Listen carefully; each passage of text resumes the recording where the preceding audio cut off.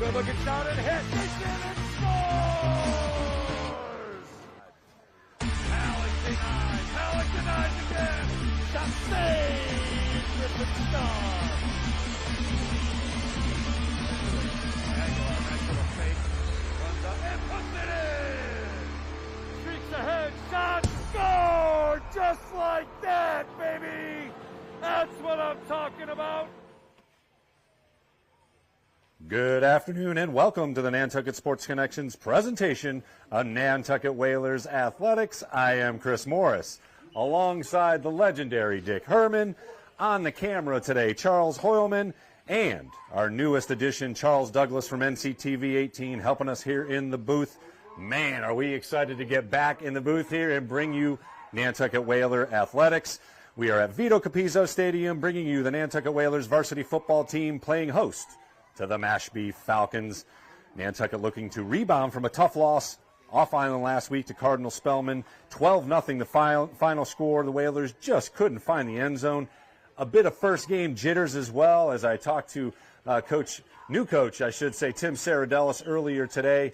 Penalties, key interceptions and turnovers led to the ultimate 12-0 loss, but defensively stout, and we hope that continues today as they face another stiff test in the Falcons, who eked out a win 12-6 over Dennis Yarmouth in their season opener.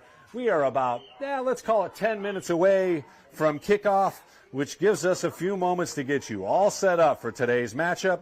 We'll give you a quick preview of the fall season that's thus far, and for Whalers Athletics, and of course, we'll chat with the inimitable, the legendary Dick Herman. Without further ado, my friend, I am happy to have you here next to me, as always. It's been, 37 years you've been part of some sort of production with the Whalers? Yeah, I started back in '66 when I first got to the island, doing some scouting and volunteering with the legendary coach Vito Capizzo, and then 4 years later became his assistant defensive coach and worked with him for the next 16 years after that. So 20 years with him, and then took a break from that and jumped into doing some games on TV, and this will be my 37th year covering Whaler football with some sort of a TV station, although this is a streaming station. It is, yeah. Well, technically we are on Channel 18 right now, too, so you can add that one to your docket. Channel 18 streaming with Nantucket Sports Connection. Yes, sir. Glad to be part of it. I'm excited, and as you said, a lot of ifs going into today's game. The Whalers have to rebound after last week. First week is tough, but you don't like to get shut out and then get a tough opponent like today, man. Yeah. Well, again, as you talked to him earlier today, I talked to Tim, brand new head coach. Of course, he's been the offensive coordinator for, I think it was 4 years before he took over the helm for Joe Perry, who did a fantastic job. Obviously, tip of the cap to Coach Perry and how he's set things up here and continued the great culture.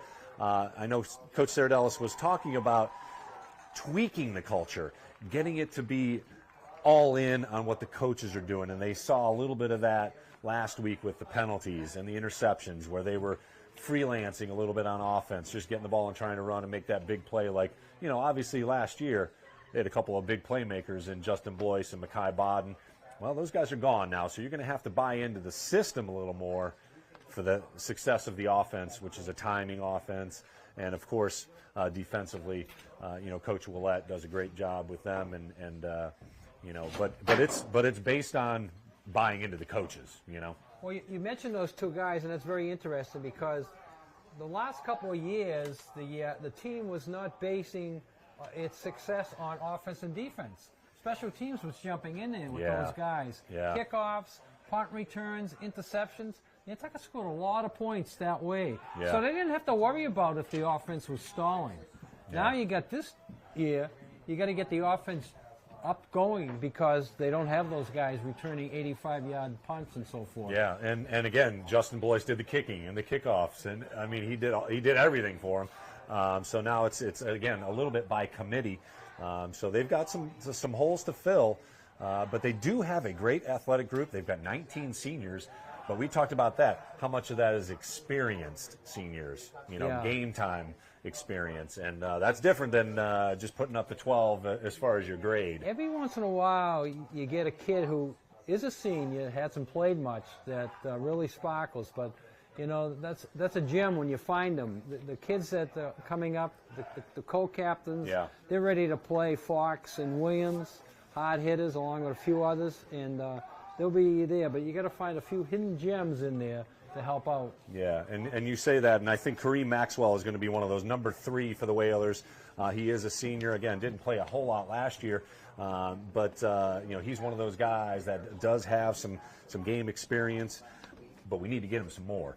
Another person that I want to see, especially offensively, is Jaquan Francis get a little more involved. He only had 5 touches, and for as good an athlete as he is, you know, we need to get him some more touches, get him some open space, because he does have that breakaway ability. We saw that in a few games last year here when he got into the game late. Ran that 95-yarder or whatever back, So, you're really on the mark with that one. Get him moving. And, again, I think that was part of Coach Saradelis' game plan, is just to get him more involved. You know, Carlos Aguilar, who is an extremely strong kid, very strong-willed at quarterback, he shouldn't lead the team in touches. I think he's got to spread the ball a little bit more around. I mean, obviously he had a tough day passing, only completed 2 of 5 passes, a couple interceptions. So that will get better, certainly. But even for rushing yards, you know, he led the team with 54 yards on 11 carries. You know, you got to have another guy that's getting 5 to 10 touches. It's easy to key a defense to key in when you know the quarterback is going to handle the ball 70-80% of the time. Yeah. And again, if you and I can sit up here and figure that out, so somebody down there that's a little smarter than us and has looked at this a little bit more than us will certainly be able to figure that out. But I did get a chance to talk to Coach Willett on the defensive side of things. He was quite pleased with the effort against Cardinal Spellman, and certainly the results. Only gave up 2 touchdowns, one early and one later on when the game was, you know, at hand almost. As usual, we got a lot of kids going both ways, you know, playing both offensively and defensively. Jaquan Francis is one of those guys, and it was funny because Coach Saradelis said he's almost more comfortable on the defensive side of things because he can roam a little bit. He can rely on his athleticism. Yeah, most kids like defense more than offense. Right. There's not as much structure, really. Even though, you know, obviously you have your reads and you certainly have your responsibilities as far as gaps. But, you know, at the linebacker position, you can pretty much get after the ball. If you step the wrong way in defense, nobody knows it. If you step the wrong way in offense, you're in trouble. It leads to turnovers, absolutely. Well, on the other side of things, the Mashpee Falcons come in here again, giving the Whalers all they can handle over the years, and this will be no different under Coach Matt Treveri. He's been there almost 20 years, 17 years, all said and done. 12-6 was their first game. They had a sophomore step up. Ben Squarcia scored 2 touchdowns, had a couple of pass defenses in the final drive, leading to the win as well. So they had a incredible year last year, graduated a lot of guys, so they're coming in a little young. You know, they had to run to state semis last year, right. Beat Cohasset, who unfortunately beat the Whalers last year. So a lot of holes. Think about holes. They got a lot of holes to fill as well. He graduated a lot of guys, but they have that system. You know, they have that culture already in place. Mashpee always has a very determined squad, fundamentally sound squad, and just tough kids, you know. We used to always say that no matter who we're playing, they were a bigger school than us. You can't say that now. I know, right? I saw those numbers last week, 562 kids in the high school. Yeah. That's amazing. I don't know how many Mashpee has, but we could have more than them. Potentially. It's strange to think that way. One other thing that you mentioned, first-year coach Tim Saradelis. Yeah. It's amazing that Vito retired in 2009, and since then, 5 coaches have come along, all played under Vito. Yeah. That's something. First you had John Eloise, then you had Billy Manchester, then you had Ryder, Perry, and now Saradelis. All of them played under Coach Capizzo. So that's something that not only was he a great coach, he wanted his kids to go on and do things. A lot of them went on and play some ball in college, but they all want to come back and give to the program. So that's a good gesture. It says an awful lot. about what kind of groundwork and the culture that he cultivated here, and we're happy to celebrate it here on the NSC.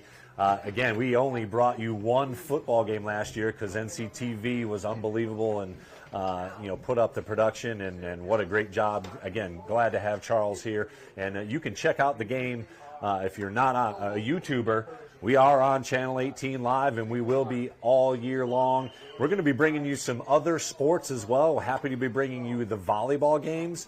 Andrew Vaselli, Coach Vaselli, is going to join us here at halftime, so he's going to preview what should be a very good squad. They've got all the potential. I've heard good things about them, yes. Making a nice run in the conference and also in the playoffs. Of course, it's win and move on now, so you only have to win 6 games and you've got yourself a state championship. No, Andrew Vaselli, happy to have him up here in the booth with us. So that's coming up at halftime. And just real briefly to give you the nation update here, the golf team under new leadership as well. Coach Sam Herrick has his squad 1-2 on the young season. The boys soccer team taking on the Vineyard Day today. Big day. Yes. So in addition to the football game, we had action up at the field hockey team. But the boys soccer team taking on the Vineyard right now. They are 1-3 coming off a loss to Barnstable just yesterday. The girls soccer team lost to the Vineyard, unfortunately, earlier today. But they are off to a good start, 3-2 on the season. And again, another new coach, Doug Lebrecht. So congratulations to Doug on a great start to the season. And as we noted earlier, the volleyball team, 2-0 thus far. They beat up on Falmouth. Actually haven't even lost a set yet. They are 2-0 on the young season. And again, we will be chatting with Coach Vaselli. And field hockey defeated the Vineyard 2-1. Great game. I was able to see 2 of the 3 goals in the last 4 minutes of the game when I poked my head up there. And Vineyard always has a good squad, but congratulations to the field hockey team. They are 1-2 after the 2-1 win over the Vineyard. And we are just, I would say, moments away from the coin toss here at Vito Capizzo Stadium, which gives me a chance to thank and appreciate our incredible sponsors from the NSC. First and foremost, wouldn't be happening. A lot of this wouldn't be happening right now without the Nantucket Booster Club. What an incredible job they do supporting Nantucket Whalers athletics for over 60 years. Many thanks to the Nantucket Booster. And you can see the concession stands open. They're serving sausages down there, baby. I heard there was a slight mix-up. And again, you and I don't mind any sausage product whatsoever, but it's supposed to be linguiça. It's kielbasa down there. So if you're looking for the linguiça, you have to go to the store. I think somebody did that on purpose. I don't think it's a mix-up. Did somebody from Mashpee get a hold of the food order? What's going on here? I'm good with a little kielbasa. I grew up with Polish sausage. It's all good to me. But anyways, it's good to see the concession stand open. They will be serving up some great food. And, of course, they have all the Nantucket Whalers garb. I got my new hat for the year. That's nice. My wife snuck down there and got me the newest edition of the hat. And they have an incredible event coming up. And our fine gentleman from 97.7 ACKFM, Scott Capizzo, going to be part of this. The Island Cup documentary coming up on October 21st. Mark that date down, Whalers Nation. It's over at the Dreamland. There's going to be a little preview party that an excellent catering company, 8 Arm Chef Services, whoever the chef is of that, does a great job. Is going to be providing some we might have some kielbasa. No, linguiça. You kidding me? It's going to be linguiça. But save the date. It's obviously homecoming weekend as well. We will be providing the homecoming game on Saturday, but Friday night, October 21st, going to be the Island Cup documentary. Great job and a great short film being produced by NCTV's own Frank Schott. And, man, he's been working on that thing for quite some time. It has been a heartfelt project for him, so I'm glad it's coming to fruition and proud to be part of the production. And, of course, all the proceeds are going to the Nantucket Booster Club. And if you have an opportunity to jump on the Dreamland website, nantucketdreamland.org. As you can see, the Whalers are approaching the hill here, carrying the American flag. As we continue down our little list here, I want to thank the Nantucket Golf Club and Nantucket Golf Club Foundation, proud supporters of Whalers student-athletes. They have awarded over 38 scholarships to Nantucket students to further their education. Unbelievable stuff from the Nantucket Golf Club and Golf Club Foundation, our friends out east, I like to say. Island Environmental Services, providing Nantucket with premier water management systems. Owner Mark Willett, who wears another hat. He's over on the defensive side of things as the defensive coordinator, a proud supporter of Whalers athletics, and him and his wife have just done an unbelievable job supporting the Whalers as they approach the field here. We're getting close here at Vito Capizzo Stadium as the Whalers have taken the field. William Ravis Real Estate, conveniently located at 17 Main Street, right on the corner of South Water and Main. For all your real estate needs on Nantucket, it is William Ravis Real Estate. Check them out at ravisnantucket.com. A big shout out to my buddy Kenny Hilbig. Thanks very much for supporting the NSC. The Community Foundation of Nantucket, whose mission is to strengthen the island of Nantucket now and for future generations. Proud sponsors of Whalers Athletics this year. Thanks very much to all of them. Sean Davis Photography. He will be the eyes on the camera here throughout the fall season and the winter season. So thanks very much for Sean Davis. I know he's off shooting a wedding tonight, so good luck tonight. But we'll look forward to hanging out here in the booth throughout the fall season, winter season, and spring season as well. Check out Sean Davis Photography at SeanDavisPhoto.com.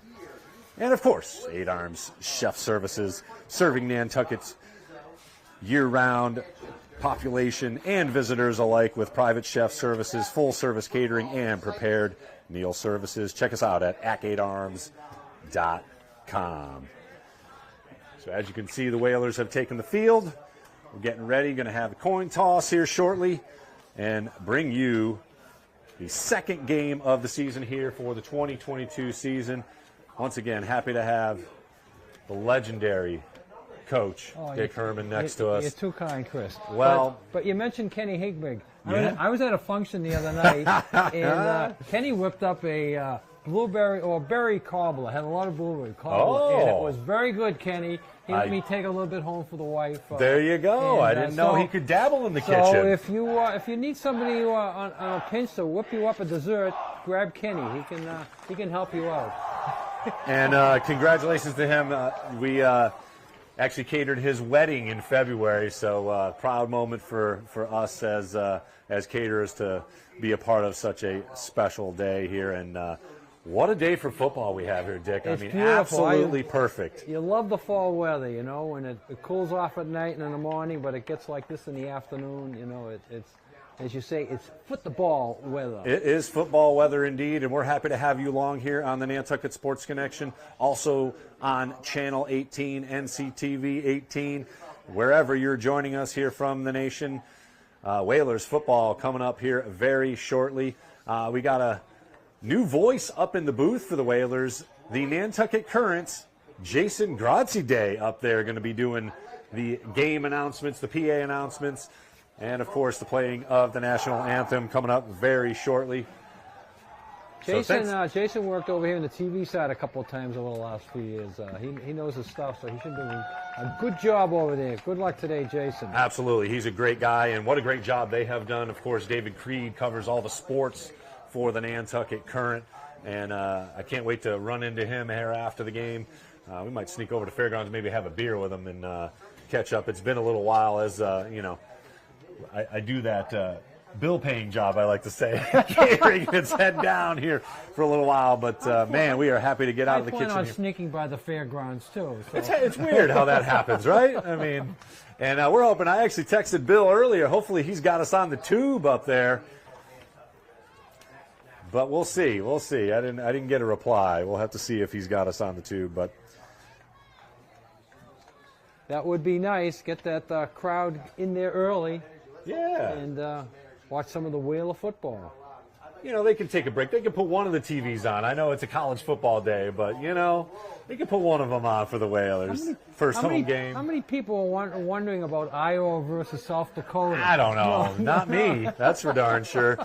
They had the game day. I was watching on ESPN. They had game day at Appalachian State because they came up with one win over Notre Dame in their football program. And now they got game day paying them a bunch of money to come host the pregame show. My granddaughter just enrolled. She graduated this spring, and she's at North Carolina State. Oh, but she nice. did Wolfpack, look. Wolfpack. But she did look at Appalachian State, and we went up there a couple of years ago. Yeah, quite a little town. I'm sure quite it is. Quite a little town, a complete college town. Yeah. It looks the like main street, and that's about it. Yeah, it's unbelievable. If you go to college, that's it. You hang out. If you don't go to college, you serve the kids. There's nothing much else going on up there. Yeah, that's true. I went to Ohio University, so I was familiar with Appalachia. We were right on the Ohio River, and there wasn't much else going on around us. That's for darn sure.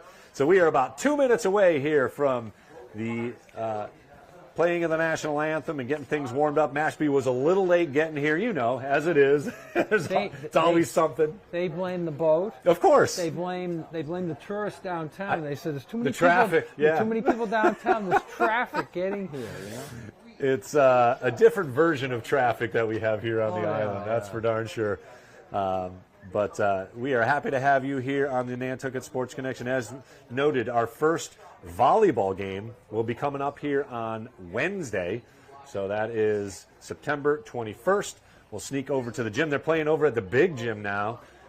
So we'll be happy to have the volleyball team on the air. That'll be our first volleyball game. I'm going to have to learn how to, learn all the terms for volleyball here in the next couple of days. Yeah, I don't know. What's it? Kills and spikes. Spikes and kills. Saves. Yeah, there's a couple others.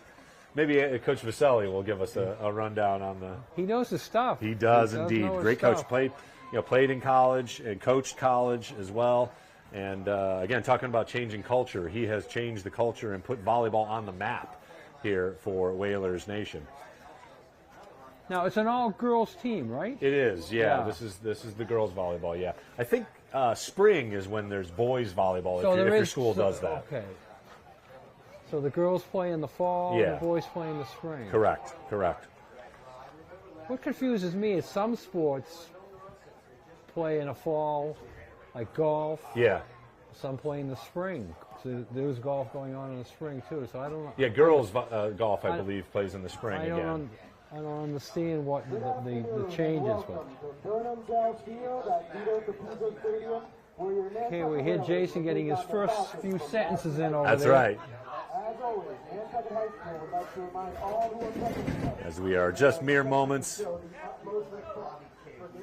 we'll keep it with Jason for a minute here, and so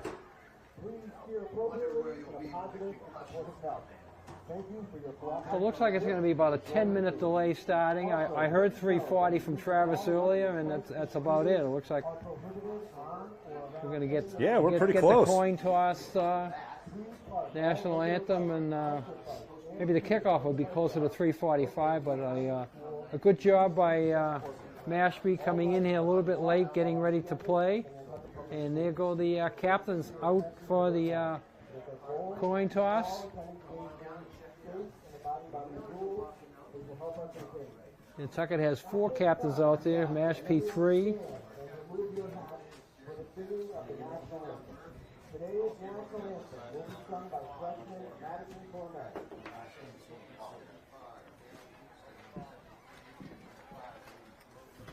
You getting ready for the national anthem? I heard a freshman singing it, Asha. I didn't hear her last name.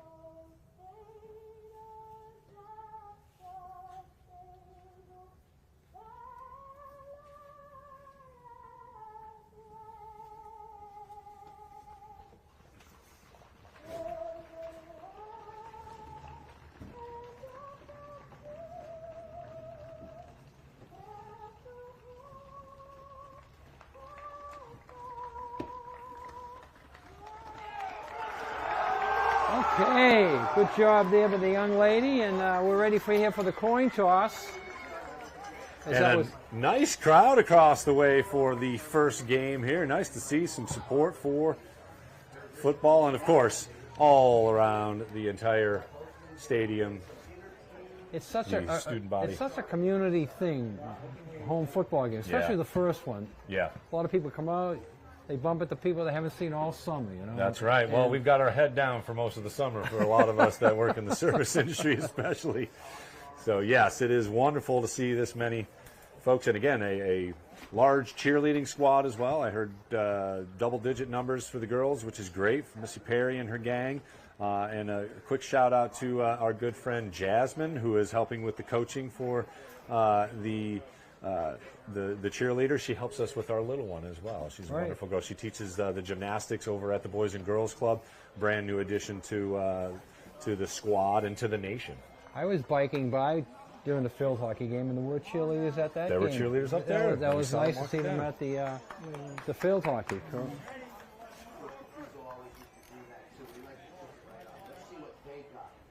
So Mashpee will receive the football as the Whalers deferred to the second half, which is the wise choice. And again, I think for the Whalers, they want to get their defense on the field anyways and maybe get some momentum going on the defensive end of things and let the offense get a little of the game going here before they have to take the field. That's pretty much the thing everybody does nowadays. Hardly anybody takes the ball anymore, except in the overtimes. Or unless you maybe have like Aaron Rodgers at the quarterback, then maybe you take the ball first. He lost his targets, though. He doesn't have anybody to throw to. That's true. I know. I have him on my fantasy team. I'm thinking about cutting, not playing him this week. All right, 12-minute quarters.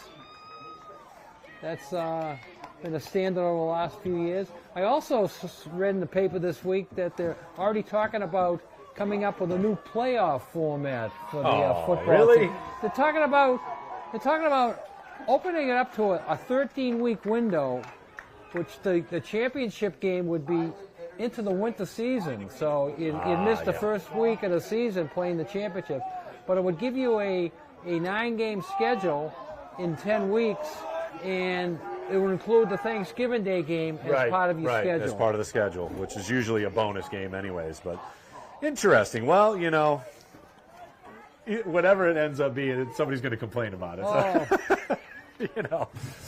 So it looks like Jeremy Cass going to be doing the kickoff duties for the Whalers this year. He will be kicking on screen from the right to left. Into the sun a little bit. But Whalers Nation, are you ready? Whalers kicking off. A low liner. Picked up around the 20. Up all the way to about the 40 before the Whalers gang tackle him. That was number 22 for Mashpee, one of the up men. A smart run back there. The kid fielded it and went straight up the field. I always say you lose yardage when you field it and try to get behind the wall sometimes and circle around the way. He went right up the field and got good field position for Mashpee. Yeah, I think if you'd have told Coach Treveri he's going to start at the 40-yard line for the opening drive, he would have taken that all day. So the Whalers defense going to have to come up big here right off the bat if they're going to stop the Falcons here. Number 18, Dominic Mateo, gets it, and he hands it off to number 22, who's got a nice hole across the 45 to the 47-yard line. Jeremy Cass, we'll be calling his name early and often here. One of the defensive ends, senior captain. Pickup of 7, so that gives Mashpee a lot of options here. Well, they're going to call it 6 now. 2nd and 4 as they're sitting on the 46 here. Nice little opening play there for Mashpee. But the defensive ends, as you say, is Nantucket's strength, Chris, on the defensive side. Yeah, both ends will be the ones that Coach Willett will be relying on. Another handoff, fumble! And looks like they got it back. Yeah, the ball bounced right back up to him, or he would have lost that. They wind up losing probably 2 yards, but they didn't lose the ball. That was senior running back Aiden Cuozo with his first carry. He was a little banged up last week, but he is a senior running back, so a rare error. Fortunate to get back on it, bringing up 3rd and about 6. So for Mateo. Might be a passing down here. We'll see what they have called. Under center. And he's got 3 wide out split to the far side of the field. Back to pass indeed. Got some time. Pass wide open in the middle across midfield down to the Nantucket 40-yard line. So first pass is complete. That is number 6, Jack Burns, sophomore wide receiver. That's a for Mashpee. 15-yard pickup there. Nice little play where he split the deep guys apart, and he just snuck in and did a little curl wide open, and then he ran another 5 yards after the catch. Yeah, I got to think that the Whalers got to get a little more pressure up the middle to get in front of Mateo. He's got 2 running backs in the I formation behind him, 2 tight ends as well. And he will hand up right up the middle fullback. Not much going on there as the Whalers stuff that for about a 1-yard gain. Just underway here at Vito Capizzo Stadium. 9 minutes left to go. Opening drive for Mashpee. Opening drive of the game, actually, as they have found their way into Whalers territory after a big 3rd down conversion. You're probably in 4-down territory here too, so 2nd and 9, but they'll probably go for it if they don't make it on a 4th down. Shotgun formation for Mashpee here. And back to pass once again. Pressure comes up the middle. Oh, and a nice recovery and pass completion. First down again for Mashpee. Yeah, he got dragged out of bounds, but he made the first down first. Nantucket's got to be careful. They're almost a little bit of a late hit. Once he gets out of bounds, you don't want to pull him down. Aiden Kuzo on the reception. Clock stops at 8 minutes, 27 seconds left here in the first quarter. 1st and 10, Mashpee on the move. Just outside the 25-yard line.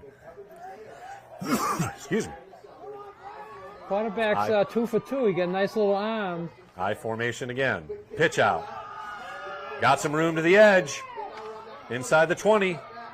And finally brought down around the 15-yard line, but another good gain on first down. Yeah, that's going to be close to a first down. Let's see where they mark it. Looks like about a 9-yard run for number 22. So Mashpee's having great success on the outside and on the passing.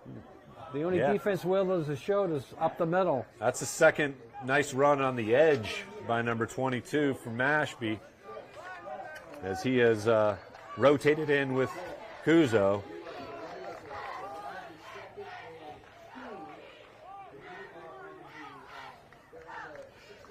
And another run right up the middle, met by a couple of linemen. Number 59 for the Whalers leading the charge.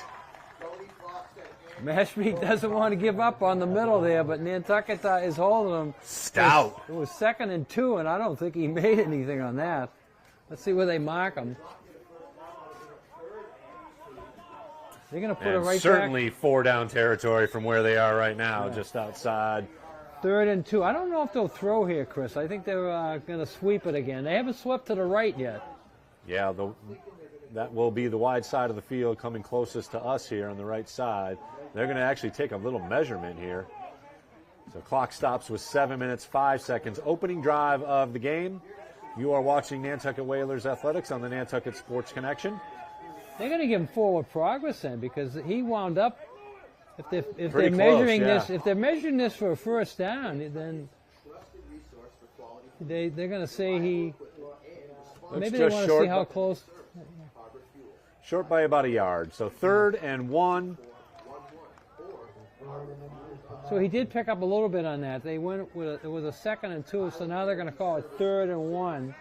I don't know if that changes your play selection, but you get a little bit of a rest there. You ask for measurement, you get an unofficial timeout out of it. Well, it looks like the same formation, I formation for Mashpee once again. I'd be deep surprised in the if it was up the middle, yeah. And they go right up the middle, and that will be a first down run as the Mashpee fullback Yeah, this time they set up in the eye, so you're thinking the second back's getting it. He doesn't. They give it to the first back. Mackay Hugh on the run, number 30, and he gets it set up. Looks like first and goal on the 10-yard line. So,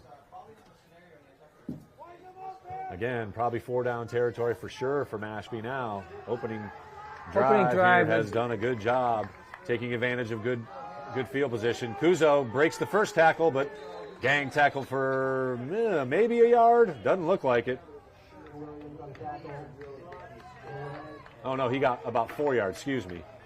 Yeah, he's close to the 5 there. Yep. So now it's going to be second and goal. Ball sitting just on the 5. So a 5-yard gain after breaking that initial tackle for Kuzo. Mashpee's having their way here. Nantucket defense has got to look for a turnover here. They almost had one at the beginning of the drive. Again, 2 split outs, I formation. And right up the middle, nothing doing this time. Whistle stops formation as big number 55, Ian Williams, one of the defensive captains, comes up with a big tackle. Yeah, Big Williams in on that. They're going to need one more here if they're going to hold off Mashpee here and come up with a decision anyways to either go for it at the 5-yard line or kick the field goal. Clock continuing to run, approaching 5 minutes. A lot of time taken off this quarter. drive. Yeah, 7 minutes almost already for the opening drive from Mashpee. Got to think they're happy about that. I got to see him. High backfield. Pitch out to 22. He's had his way. And a good tackle right at the goal line. Going to bring up 4th and goal at the 1. Well, they're bringing the wood at the goal line there, Dick. They're going to go for it. Sure. But I can't see them trying to run up the middle again. I know they want to do that. And they've only had success, I think, 1 out of 4 or 5 plays. Quickly out of the huddle, though. Again, eye backfield, same formation. Sneak, and he's in easily for the touchdown. That's the usual play when you line up in a hurry like that there. The quarterback and the center know what they're doing, and the defense is thinking, and you push it right in. So number 18, Dominic Mateo, sneaks it in on 4th and goal from the 1 to give Mashpee a 6-0 lead. Looks like they are going to go for 2 here as well. So this is another scoring play. Whalers can come up with a big defensive stop here and hold it to a 6-0 score as Mashpee takes the ball 60 yards down the field and scores on their opening drive. Well, we got to assume they don't have a kicker. Back to pass, in trouble, and sacked, so that will be a failed 2-point conversion for Mashpee, so there's a big defensive play. That saves 2 points right there. We'll see how that comes into play later on as we get our first look at the Nantucket offensive squad as they will get the ball here 6-0. I have a lot of pet peeves. You do? And one of them is raising their head up here today. A roster by grade. Now, when you're looking for a quarterback, you expect him up the top. The quarterback's way down the bottom because he's in the 10th grade. Why do people put rosters? That is a question for someone above my pay grade, Dick, but it's an excellent point, as usual. You come up with excellent points, my friend, and we will duly noted. Well, all right. I'll let Coach Taveri is the athletic director. We can run down there and talk to him about it. Do you know when the Mashpee School Committee meets so I can go to the meeting? All right, so Mashpee has a 6-0 lead. Took a chunk of time off the clock. 7 minutes and 41 seconds. That's a long time off the clock. Yeah. Kept the ball on the ground. Only threw the ball twice, but both completed. Big third down conversion on one of them. One of them they got out of bounds, so that stopped the clock. Other than that, the clock ran all the way through. So Nantucket gets their first chance here with will be just about the 4-minute mark when they run their first play. Short kickoff. Picked up just outside the 30. Murphy's got a lane. Still on his feet, almost to midfield. Nice kickoff return and great field position for the Whalers. Looks like about the 47-yard line. Yeah, Nantucket's going to start with better field position than Mashpee. Mashpee started at the 40. I think it was an 11-play drive, 11 plays, 60 yards, and 7:41. Let's see if Nantucket can do something like that, getting started at the 47 with 4:12 to go here in the first quarter. And Carlos Aguilar, one of the co-captains as well, just a junior, number 4, as they come out in that pistol cast in motion. Hands it off to Francis, who's looking to weave his way up the middle, gets it across midfield to the 49-yard line of Mashpee. Now you were talking before the game, Chris, and one of your keys is getting the ball to him more often today. I think he is probably the most talented guy on the offensive side of things for the Whalers, so you got to give him some touches. He only touched it 5 times, 1 pass catch and 4 rushes last week. Didn't amount to much. And between him and Kareem Maxwell, I got to think the Whalers will be feeding those 2 bodies a fair amount. And again, Maxwell breaking free. Nice run, close to a first down yardage. That looked to be a touchdown saving tackle right there. Yeah, he was moving. Now, yeah. I'm not familiar with him. Did he? He is a new addition to the Whalers football team. Did not play last year. Senior coming in. He could be one of those sparks I was thinking about. You get a senior kid. He's mature. He's hungry. Yep. Because he hasn't done much before. I like to see him getting the second handoff there. And he was motoring. He was motoring indeed. Good enough for first down yards for the Whalers at the 43-yard line. First drive for Nantucket. Just 2 minutes and 55 seconds left in the first quarter. Slip in the backfield. That was Griffin Fox on the carry, and he had himself a good game against Cardinal Smith. One of the lone bright spots for Nantucket offensively. Had the longest gain of the game, just 15 yards, but that was the biggest play for Nantucket offensively. Now, if we had a turf field, he wouldn't have slipped. Another reason to have a turf field. You're bringing up another good point, buddy. We're going to have to go to Fairgrounds and discuss that one a little bit more. Second down and about 13 for the Whalers after the 3-yard loss on the slip from Griffin Fox. Motion comes again, and here's a flag. That's going to be. Looks like offsides on the defense. A surprise call there. That's very rare that you stop a play when the penalty's on the defense. Especially an offside, and Coach Treveri given the stripes an earful. So second down with the penalty yardage walked off. It'll be second down and about 7. So we'll take the gifted 5 yards all day. Not sure how that was a penalty, but again, that's above our pay grade, Dick. The coach of Mashpee doesn't understand. Another handoff up the middle, following blocks, and a good stiff arm. Maxwell was strong running down to the 30-yard line. That's our guy.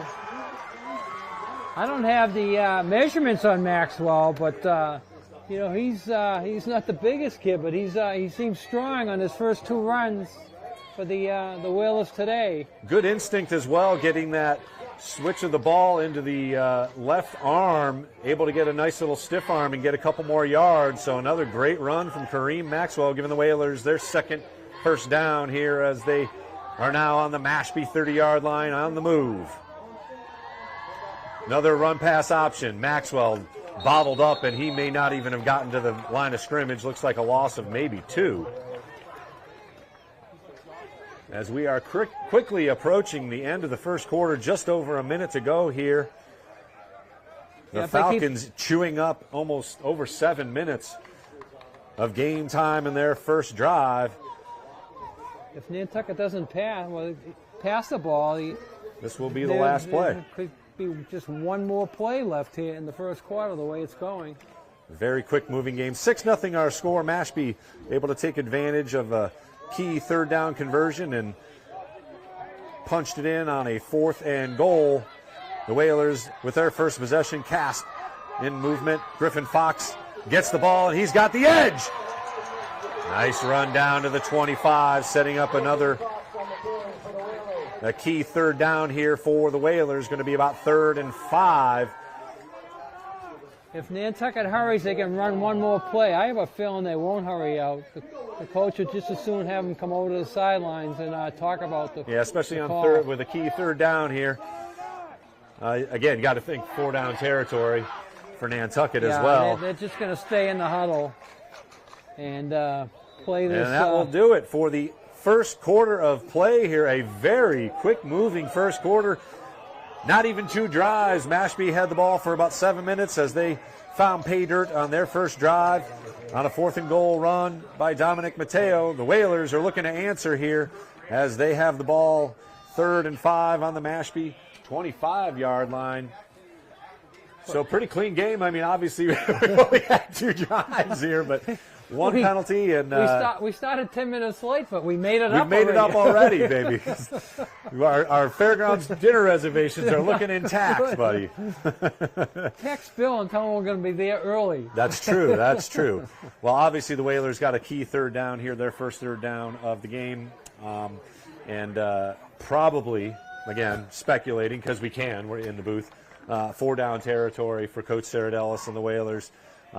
Mashpee able to convert on their 4th down and punched it in from the 1-yard line for the lone score so far. Yeah, I would say both offensive lines have looked very good so far, and really have dominated both defensive lines, which is a little surprising, obviously, for Mashpee to be able to move the Whalers back the way they did. Yeah, Nantucket's strength in my mind was the defensive line, front especially 4, the ends. Yeah, and they've turned the corner a few times. 4-down territory is to say the field goal's probably out. The only thing that would bring up a field goal is if they lose 15 yards in this play and it's like 4th and 19 or something. But even then, you're talking about, a 40-plus yarder. I don't know if we got the leg for that. You're down by 6. A field goal, even if you make it, you're still down by 3. So that option is probably not around. Right now, Nantucket's over there probably scripting 2 plays. And again, Mashpee hasn't shown me anything that's going to say, they're going to stuff them right at the line here. The Whalers have found some holes and gotten positive yards, except for that slip by Griffin Fox. Otherwise, it has been positive yardage. So the opening play here of the second quarter, Whalers now moving from your left to right on screen. Again, it'll be Aguilar with Francis in the backfield. In that pistol, a direct snap to Francis, and he's bottled up momentarily and will be caught behind the line. All the way back to the original line of scrimmage, went to a direct snap to Francis, so a new twist. Didn't fool anybody on the Mashpee side. Didn't fool anybody, and it sort of left him out there to dry. He had no blocking. So he caught the ball, and all of a sudden he's being hit, so he was lucky to get back to the line of scrimmage. They might have even given him a foot there, so it's 4th and short, but now... It's 4th and 11, as he lost about 5 yards on that play. I'm looking at the wrong stake there. You're right, 4th and 11. So the Whalers are going to go for it here. Here's your first pass play of the game for the Whalers. Yeah, I would say so.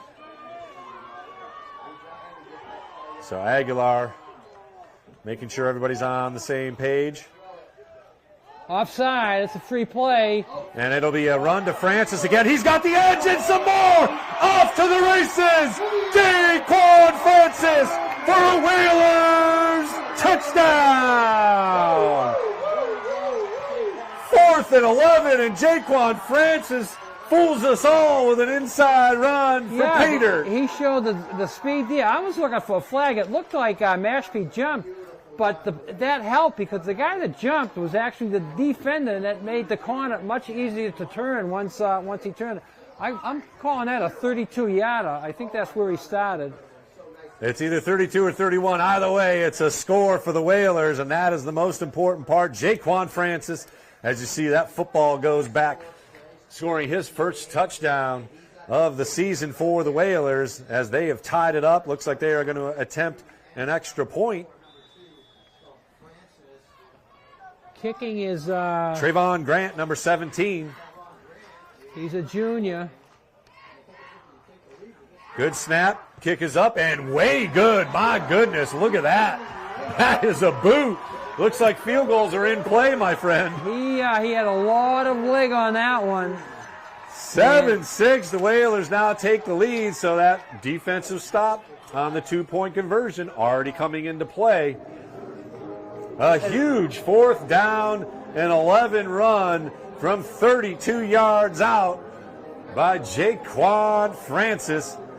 And the Whalers lead 7-6. It surprised me with the play call on both those plays. One when he got stopped, and then second one when he scored the touchdown. And I think that really surprised the Mashpee defense. They were not ready for that play. I think we were all expecting Aguilar to drop back and pass on that one for sure, 4th and 11. To do a little draw play, a little delay handoff. A perfect spot for it, as obviously Francis, once he got the edge, the afterburners kicked in, and there was no catching him. So by my count, is that the 4th time Francis has carried today? That is his 4th carry, yep. And so that probably totals all of last week? More, yeah. Oh, yeah, as far as touches, right. Absolutely. But certainly way more yardage already. Again, Aguilar was the leading ball carrier and yardage gainer for the Whalers with just 54 yards of offense. So already we're in better shape here. First Whaler touchdown of the year. Cast once again to kick it off here. One of the co-captains, and another low line drive. Fielded at about the 10, 50. He's got some room across the 30 and finally gobbled up at about the 33-yard line. So a good return, 23 yards for Mashpee. Tried to get in behind a wall there, and Nantucket stuffed him, but he did decent run back, 23 yards. You'll take that every time. So 33-yard line given for the second possession for the Mashpee Falcons. So the first play of the second quarter, an exciting one here from Vito Capizzo Stadium, as Jaquan Francis takes it 32 yards for the Nantucket Whalers touchdown. So now Nantucket's defense is looking for a stop here to get the ball back in the offensive hand. In the shotgun, hands it off to Kuzo, and he's pretty much stopped at the line of scrimmage. Good defensive play there again. That's, in my opinion, running to the strength of the Whalers right there, just off tackle. And those defensive ends, Ian Williams and Jeremy Cass, are up to the task there on that play. That was Williams on that left side of the defensive front four.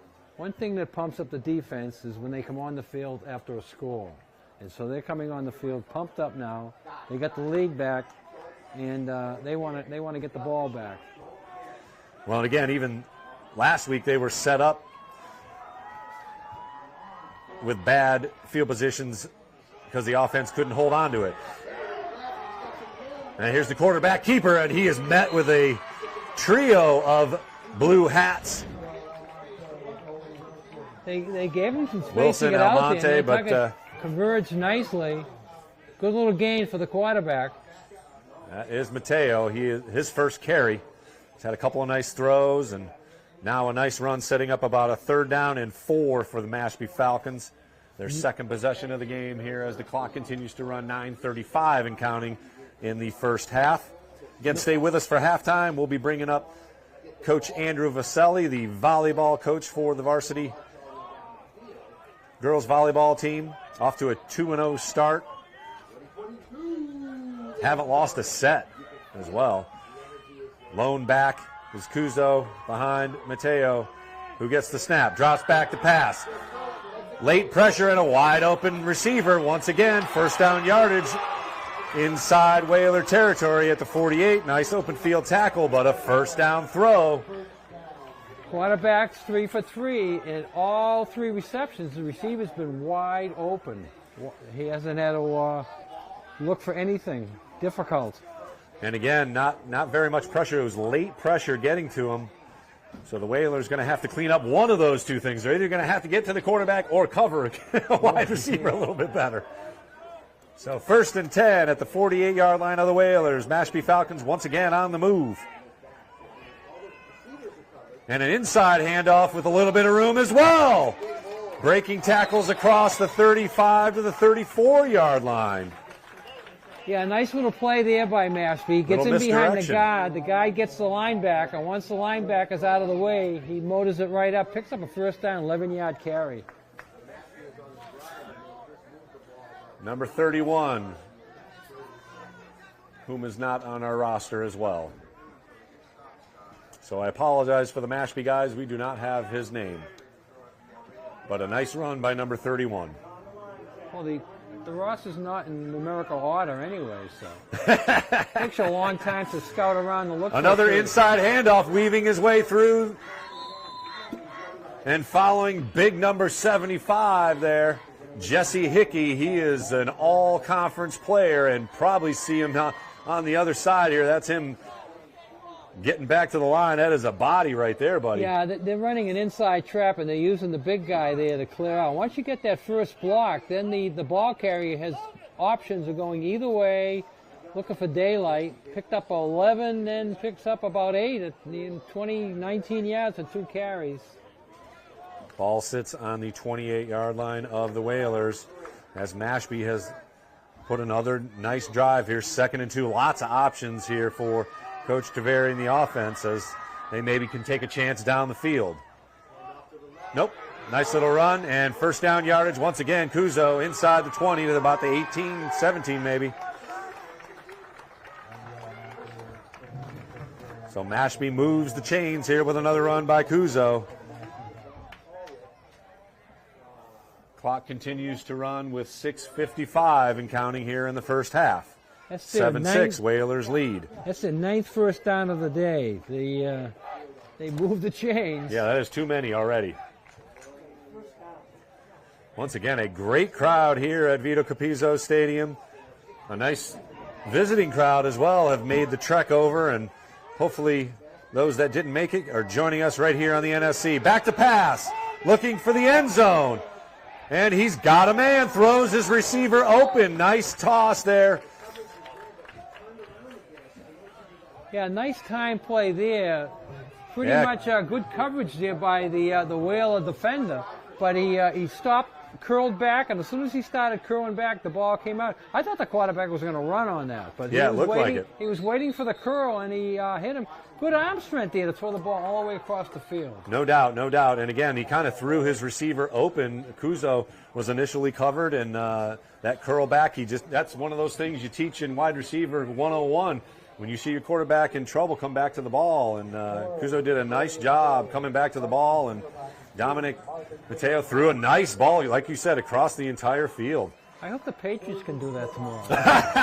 They got to do something, they didn't find themselves open last week at all.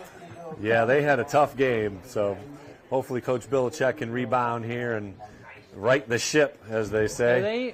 Are the Patriots your team, or do you have another? Well, region? you know, I was born and raised in Cleveland, Ohio, so unfortunately I am cursed and blessed with being a Browns fan, who, of course, had Coach Belichick for about a minute and then made the unsmart move of letting him go. But I will say that I am a born-again Patriots fan. I root for the Patriots as long as they're not playing the Browns. How's that? I'm old enough to remember Jim Brown. Oh, well, that was the days. As a kid, I remember Jim Brown, and I said, that's great. They named the team after the best player. what a concept. Yeah, I wish I had the pleasure of seeing Mr. Brown play football, but unfortunately, we haven't had glory days like that in my lifetime anyways. Another run up the middle and barreling his way down close to the goal line. Yeah, they're going to have 4 cracks here. That's going to be first and goal. Probably first and goal. The 3, I think, maybe even the 2. Let's see where they finally spot it. Looks close to the 2-yard line, as Dick said. Another first down for Mashpee. Double-digit first downs in the first half. They're a machine getting first downs.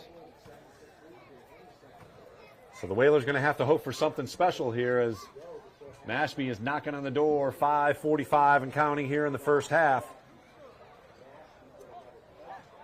First and goal from the 2. We'll put a quarterback sneak High again. formation. Snap. Handoff. And nice tackle. But got into the end zone. Oh, just beyond the hand tackle. And it was another touchdown for the Falcons. So they have had the ball twice and have driven right down the field with drives of 60 and 66, 67 yards, and have chewed up a lot of clock. Who got that touchdown? Number 22. 22. Again, we don't have that on our roster, so I'm not apologize that that number is not on here. We've got a couple of Mashpee guys here. Number 22, who is that? Logan, thank you. Throw into the end zone. And they convert the 2-point conversion, so a nice pass by Mateo.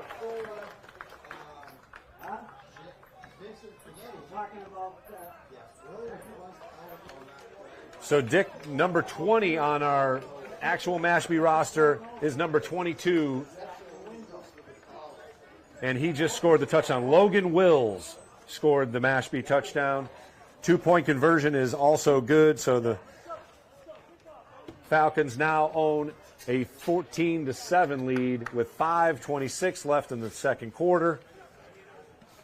Whalers going to have to score again here and keep up with the pace.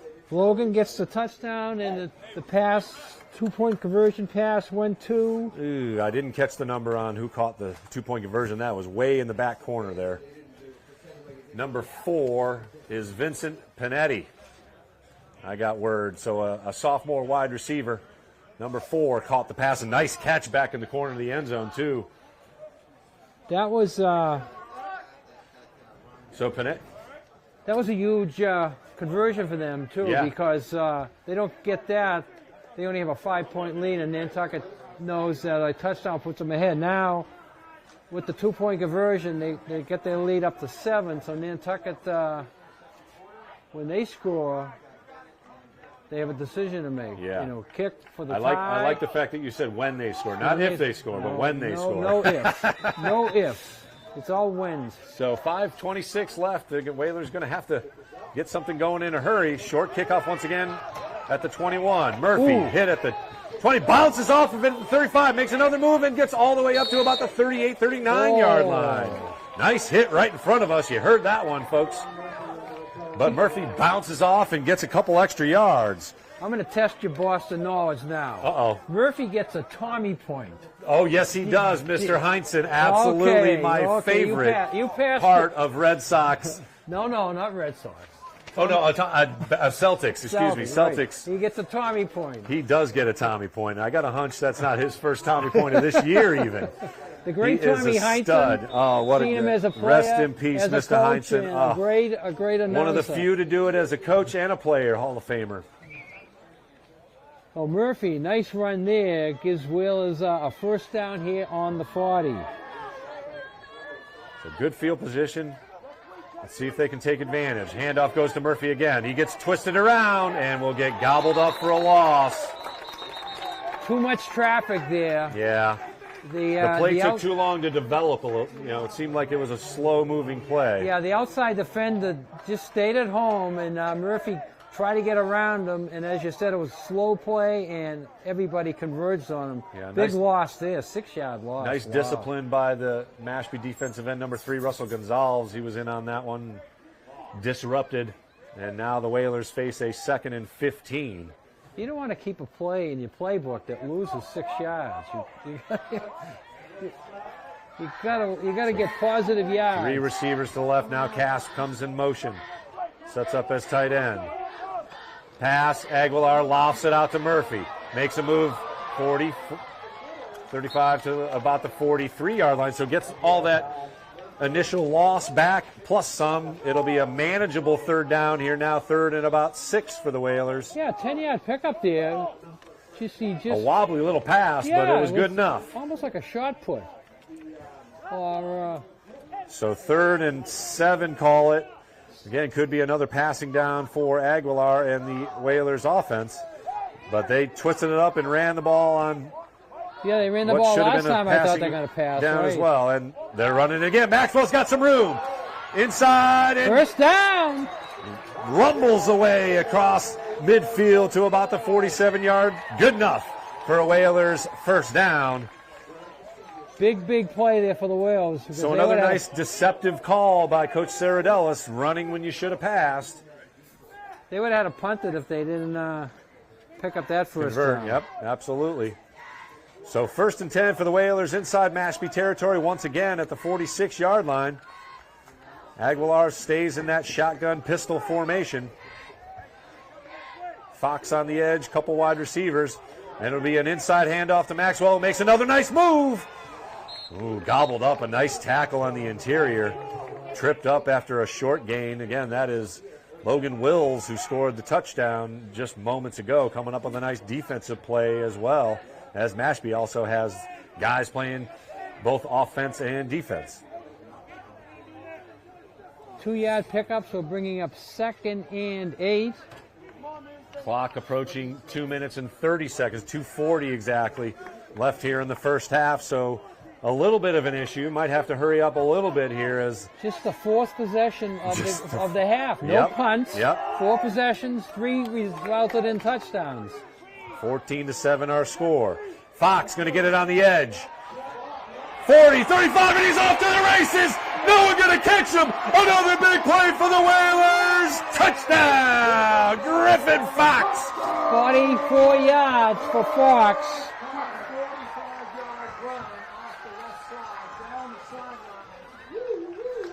Fox was motoring on that one all the way down the sidelines once he turned the corner. Wow, 2 lightning bolts have struck here at Vito Capizzo Stadium. Jaquan Francis with a 4th down magic. And Griffin Fox takes the handoff around edge and goes 45 yards to pay dirt. Are we going for the tie or are we going for the They're lead? going for the tie here. 14-13. Well, time is of no essence now. 2 minutes, 15 seconds left in the second quarter. The Whalers looking to tie it up here with the extra point. Good snap, hold up, good, and again another boomer of a kick. And we are tied at 14, ladies and gentlemen. Very entertaining first half of play. 4 possessions, 4 touchdowns. Where's the defense, Dick? The only thing that's going to stop it is the clock's clock. going to run out. We'll have to see if Let's see if the Falcons have a 2-minute drill here in Yeah, us. let's see if Mashpee wants to get the lead back and they open it up a bit. We The know Whalers that they will can get the pass. ball to begin the second half. That becomes huge now with Yeah. the decision earlier. Yeah.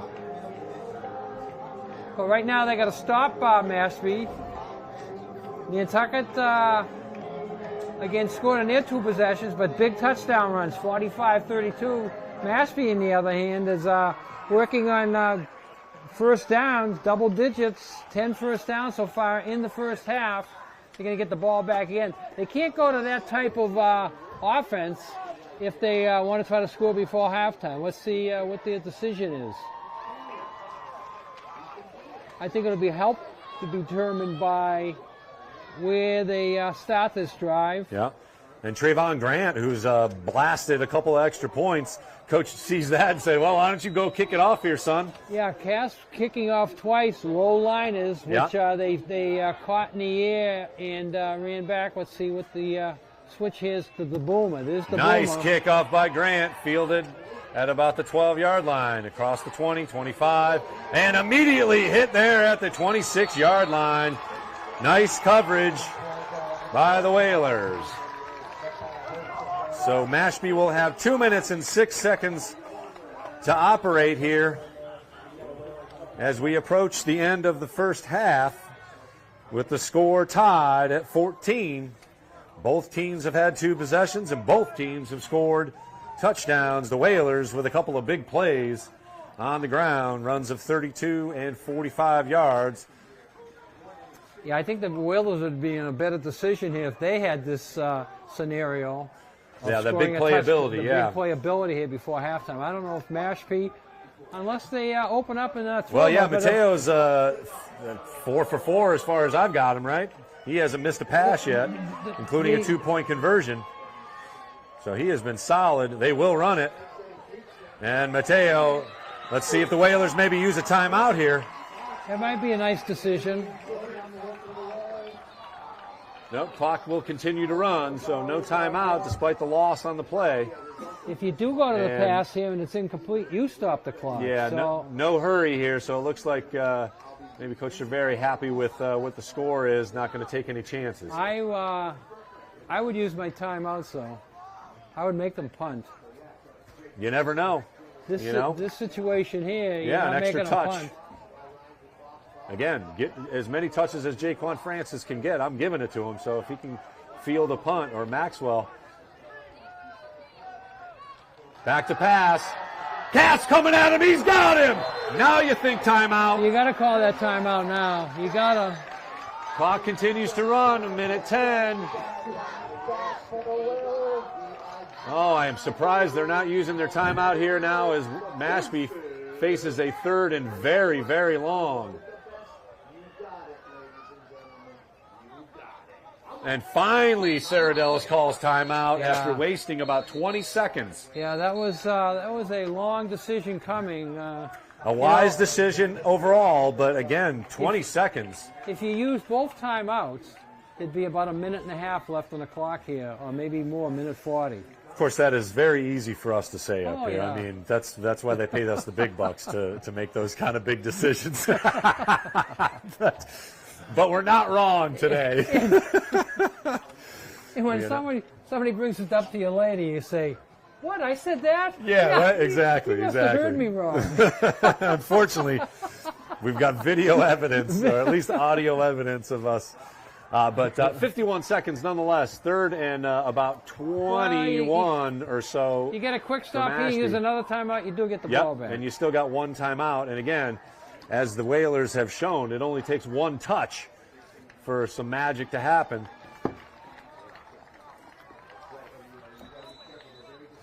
So a nice pressure by Casp, ultimately leading to the sack and about a 10-yard loss. That's his second sack. He had a half a sack credited last week. So 1.5 sacks already on the season for Jeremy Casp. Again, one of those co-captains along with Ian Williams, Sean Murphy, Carlos Aguilar, and today Tony Fox, also a game captain for the Whalers. That was a nice big sack here. Now, so third and a bunch for Mashpee. Let's see what Mateo can come up with. You throw the ball here, incomplete pass, stops the clock. Pressure up the middle.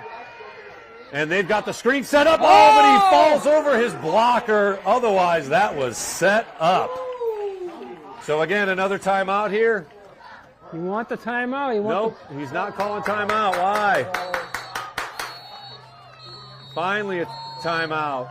Again, another 5 or 6 or 7 seconds off the clock there, but nonetheless, the first stop of a drive comes with 31 seconds left in the first half. So we played 23 minutes and 29 seconds without a punt, but we're going to get one here. That's right. And a lot of strange things happen on a punt. You never know. You can think block, you can think bad punt, you can think return. A lot of things can happen. Let's see if something happens in the favor of the Whalers.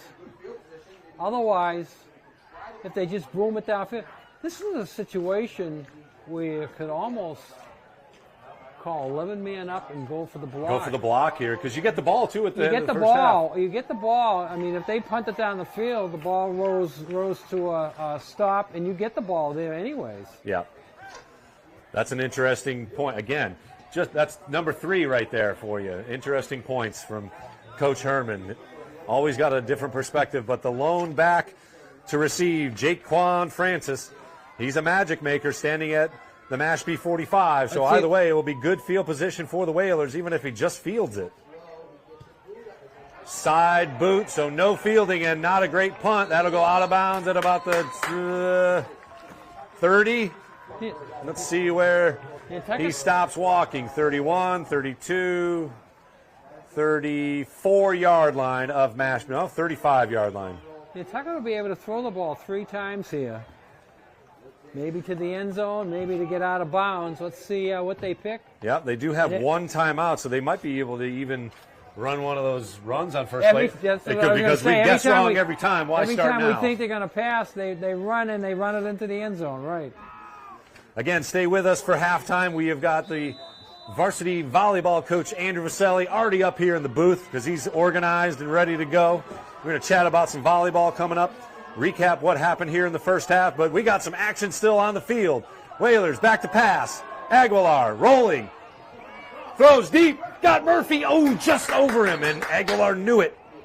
Murphy was open on the sidelines there. A little bit of a lofty pass on the run, but nonetheless, they'll have another crack at it here with 19 seconds to go. That took 7 seconds, so they could get all 4 downs here with passes like that. Get out of bounds if you catch it, or get it into the end zone would be the best scenario, naturally. Either way, a very entertaining first half of play here. 14-14 tie score. Again, both teams scored on their first 2 possessions. Mashpee finally stopped. And the Whalers looking to take advantage. Aguilar, intercepted, and he's going to go all the way. Aguilar chases, but will not catch. Unbelievable. The Mashpee defender. Unbelievable. Chase Weinstein, junior defensive back, has completely changed the game with a huge play for the Falcons. Again, another one of those almost shovel-type passes from Aguilar. And Weinstein was able to snag it out of midair, and there was no one stopping him as he rumbled his way to a touchdown. A pick 6 has silenced the crowd here at Vito Capizzo Stadium. Just 7 seconds left on the clock. And once again, it looks like Mashpee's going to line up for a 2-point conversion. You know, you want to throw the ball in that situation, but you also want to get out of bounds. You're throwing it in the middle of the field in the middle of the field where there's a lot of bodies. Wouldn't have been my play choice, but Mateo with a shovel pass himself, and that will be denied. Leans forward. Gets in. Oh, he got in. Oh, a couple of arm tackles, unable to hold off the runner. As the Falcons now own an 8-point advantage. What a change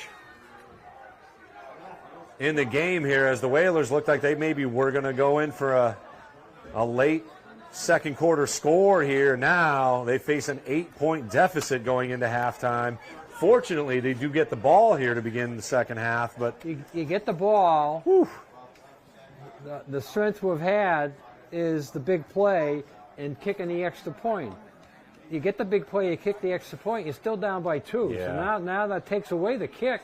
You got to go for the 2 there. That's true. So now you got to score twice. Two scoring plays. Mashpee's game, they've taken the kick away from Nantucket after the extra point. Well, let's see if Nantucket can come up with some magic here on the kickoff. Just 7 seconds to go. If you ever want a big play, it's with 7 seconds left in the half.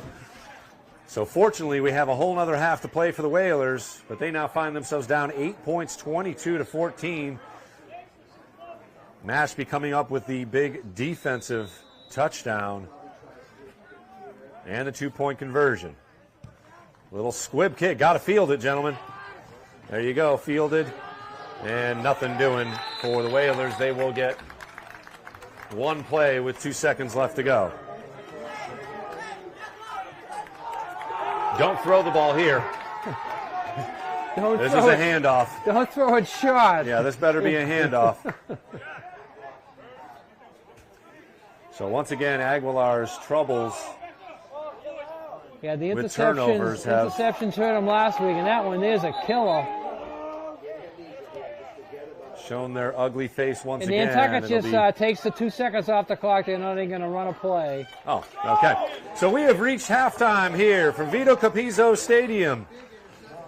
The Mashpee Falcons have their own big play to end the half as they take an interception back for a touchdown and have a 22-14 lead as we have reached halftime here Thanks for joining us here on the Nantucket Sports Connections presentation of Whaler Athletics. We'll be back here in a moment with Andrew Vaselli, head volleyball coach, for a quick chat. Thanks very much for joining us on the NSC.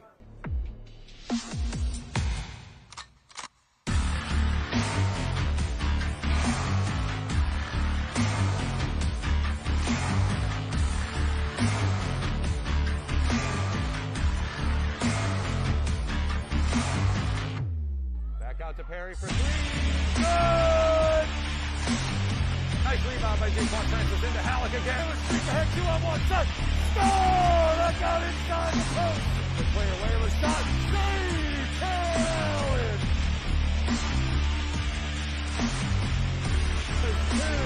2-1. Puts it up from half court. Good! Justin Boyd! Got a score! The Falcons was able to lift it up from the dribble. Pass. Puts it over. A good looking shot and hit. Takes it and scores! Halleck denies again. Shot saved. Griffin Star. Aguilar, nice little fake. Runs up and puts it in. Streaks ahead. Shot. Score! Just like that, baby. That's what I'm talking about. We'd like to welcome you back to Vito Capizzo Stadium. I am Chris Morris for the Nantucket Sports Connection. We have reached halftime here, and unfortunately the Whalers now find themselves down 8 after a very dramatic ending to the first half. An interception return for a touchdown and a 2-point conversion. So what otherwise was a very good first half for the Whalers now have them down 8 points. But we're going to switch it over to volleyball here. I'm joined by head coach Andrew Vaselli. And Coach Vaselli, you have got yourself a squad here, and we're excited. We're going to be bringing some volleyball to the nation via the NSC. Give us a little preview of sorts of what we can expect on the court. Well, on the court, you can expect some hard servants, a lot of communication, a lot of energy. We talk a lot about energy, and we get some power at the net. We get some height. We get some kids who want to play, and some kids who still remember their loss to Ipswich last year. Nice. And 2-0 on the season, and you haven't lost a set, so that's impressive. And who's our stars? Who are the players that we're going to be looking at for all of that energy? All right, so we'll start with our senior captain, Kalina Necheva. She's amazing, middle hitter. She's just phenomenal. First match of the year, she went 8 for 9, which is ridiculous. She's awesome at the net. Outside hitter, Casey Riseborough, senior outside hitter. A lot of power there, and Casey still has not come into her own, which is scary. And every day is exciting to work with Casey. Behind Casey is Chloe Marrero, junior outside hitter, and we've all been watching Chloe since she was in 7th grade, and she is just a fireball dynamo. And coming back from Stanford, she's got even more fire. So she is ready to rip the lid off the place. Bianca Santos, our setter, has great hands, sophomore. She's running an awesome offense, high energy. Vicky Todorovers, our libero, doesn't let anything touch the ground. And finally is Addis Del Rosario is our opposite. She's just the firebrand from the end line. You're going to watch her, and you're going to be like, holy smokes. And it's just awesome. It's fun to watch, and then it's like, how do we continue this, and where are the missteps, because everything is so good.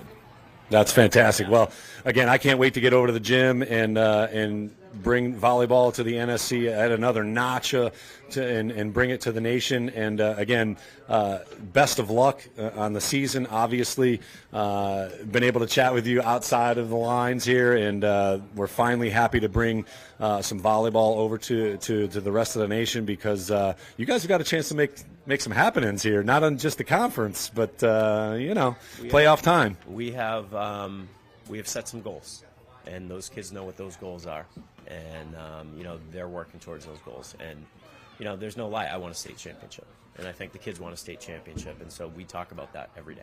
And so they know that when they're working, and if they're not working hard enough, they understand that it's not going to get them what they want.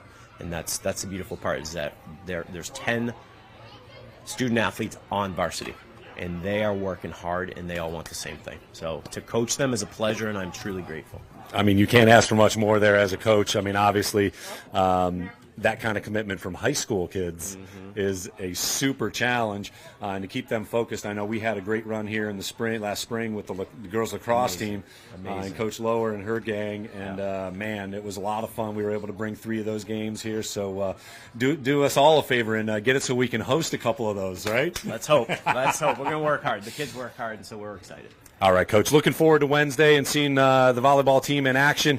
What do you think the Whalers got to do here to turn this thing around here and get a score that we want?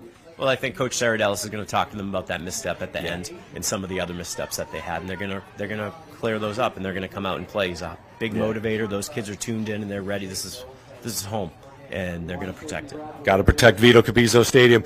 Coach Andrew Vaselli from the volleyball team, thanks very much for joining us here. And, again, looking forward to Wednesday afternoon when we get to see you guys and girls in action. And looking forward to a great remainder of your season. And, once again, we're looking forward to the Whalers getting back to it. We'll take a second here and get back to it, and we'll pull up that highlight reel for a minute, and Dick and I will come back with a little recap of all the first half's action and bring you some more football here as we get ready for the second half. About 8 minutes away, 22-14 our score. Whalers find themselves down 8 at the half.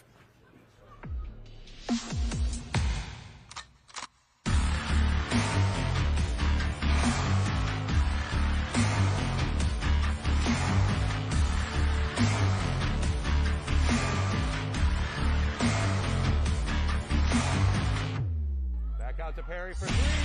Good! Nice rebound by Jaquan Francis into Halleck again. Let's streak ahead 2-on-1. Shot! Score! That got inside the post. The player Whalers shot. Save! Allen!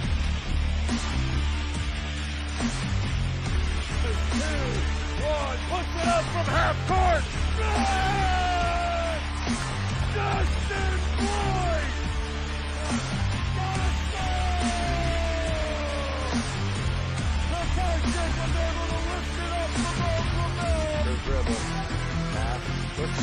Dribble gets down and hit. Gets in and scores! Halleck denies again. Shot saved. Griffin Star.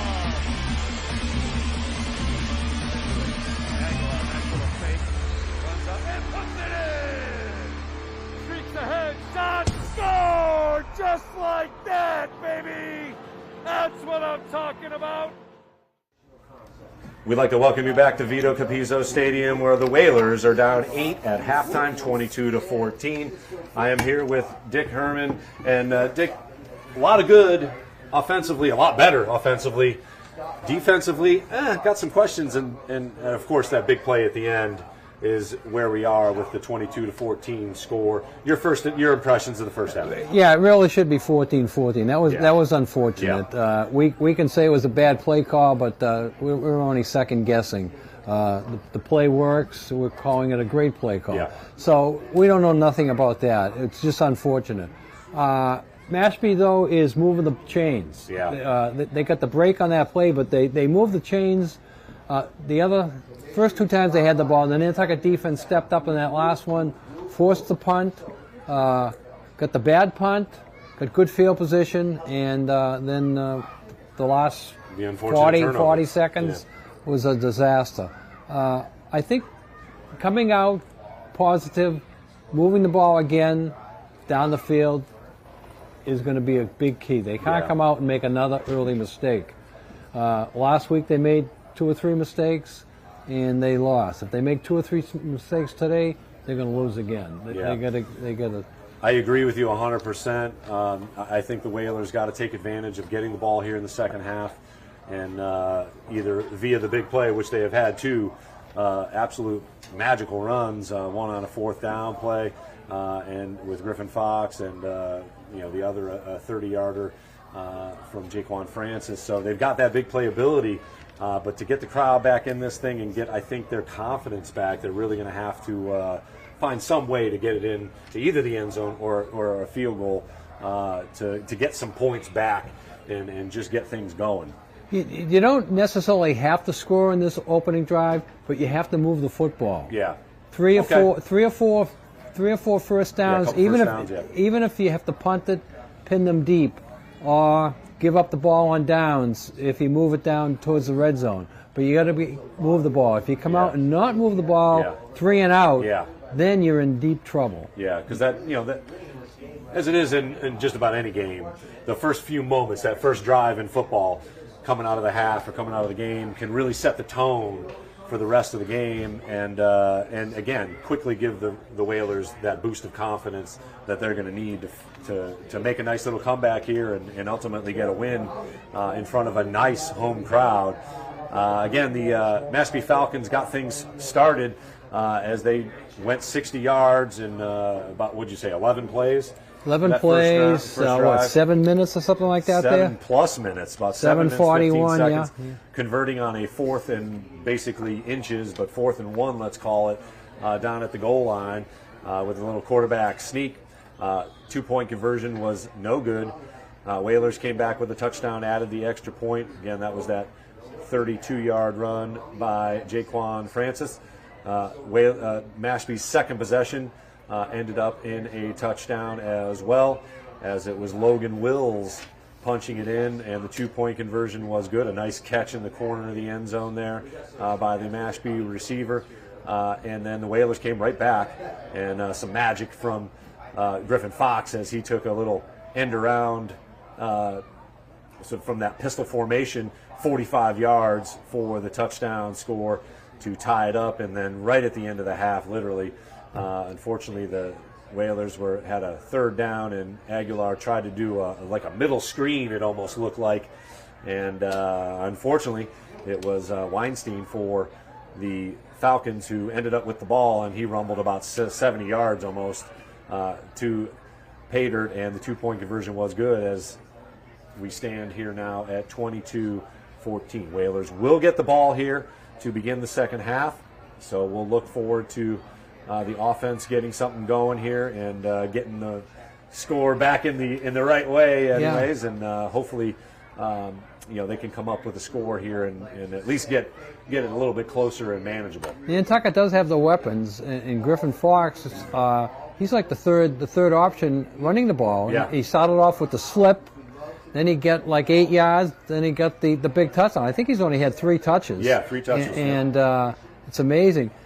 What's going to be interesting about this is the first possession of the game, which Mashpee had, and the first possession of the second half, which Nantucket's going to have, is usually scripted by the coaches. Right. And so that's a coach's drive and not putting it together type drive. Mashpee used their first possession, moved down the field for a touchdown. Let's see if Nantucket come out with a scripted set of plays that they want to run. They're going to look at what worked in the first half. They're going to look at something maybe they didn't try yet that they want to show. Didn't want to show Mashpee in the first half. But they do need some positive yards out of this. Yeah. It would be a disaster. Yeah, I mean, down 8 points is not still, the end of the still world. Right in the game. Not still the right end in the of game. the world, no. They don't have to adjust a whole lot of philosophy yet. But as you said, I think it's definitely something positive on offense has to happen here for just the mere confidence factor. As we hear the boys getting ramped up here down below us, and they are now entering the field once again. Coach Saradelis leading the squad out here for the second half. I will say I'm a little concerned about Carlos Aguilar behind center as far as his confidence. I mean, he's got more interceptions than he does completions here thus far on the season, and he's one of my favorite dudes on the basketball court and brings a lot of heart, a lot of energy, a lot of enthusiasm. So you got to think that he had a little chatting, got a little chat, got a little earful to, if nothing else, you got to throw that in the ground, and even if it's a penalty, you can still keep the ball. Can't throw it to the other color. Especially with that much time in that part of the situation, right? But anyway, he's a great kid, and again, I'm rooting for him to get back in this thing and stay confident and true to his abilities, because he does have great ability, and he's got a good supporting cast, as you said, around him. So hopefully he can get the ball to the right guys, and the Whalers can pull off a little comeback victory here.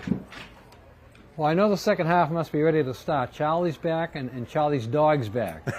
and Charlie's dog is in position for the second half. He's found a nice, comfy spot to lie down. He chased the Frisbee, I think I counted 14 times at halftime. His average is down. He usually averages 20 at halftime. 20 plus, yep. Well, you know. The kids were throwing it. They didn't throw it. Oh, yeah, the kids downstairs were not cooperating. Charlie well, there you go. tired the kids out. That's a good job, Charlie. Never a dull moment. And we can see the concession stand still firing up Oh, over there. yeah, the No one's line. brought us any No. sausages, any kielbasa or anything. But Maybe it was, I saw the officials go over there. They got there. They got theirs. some great stuff from the Booster Club.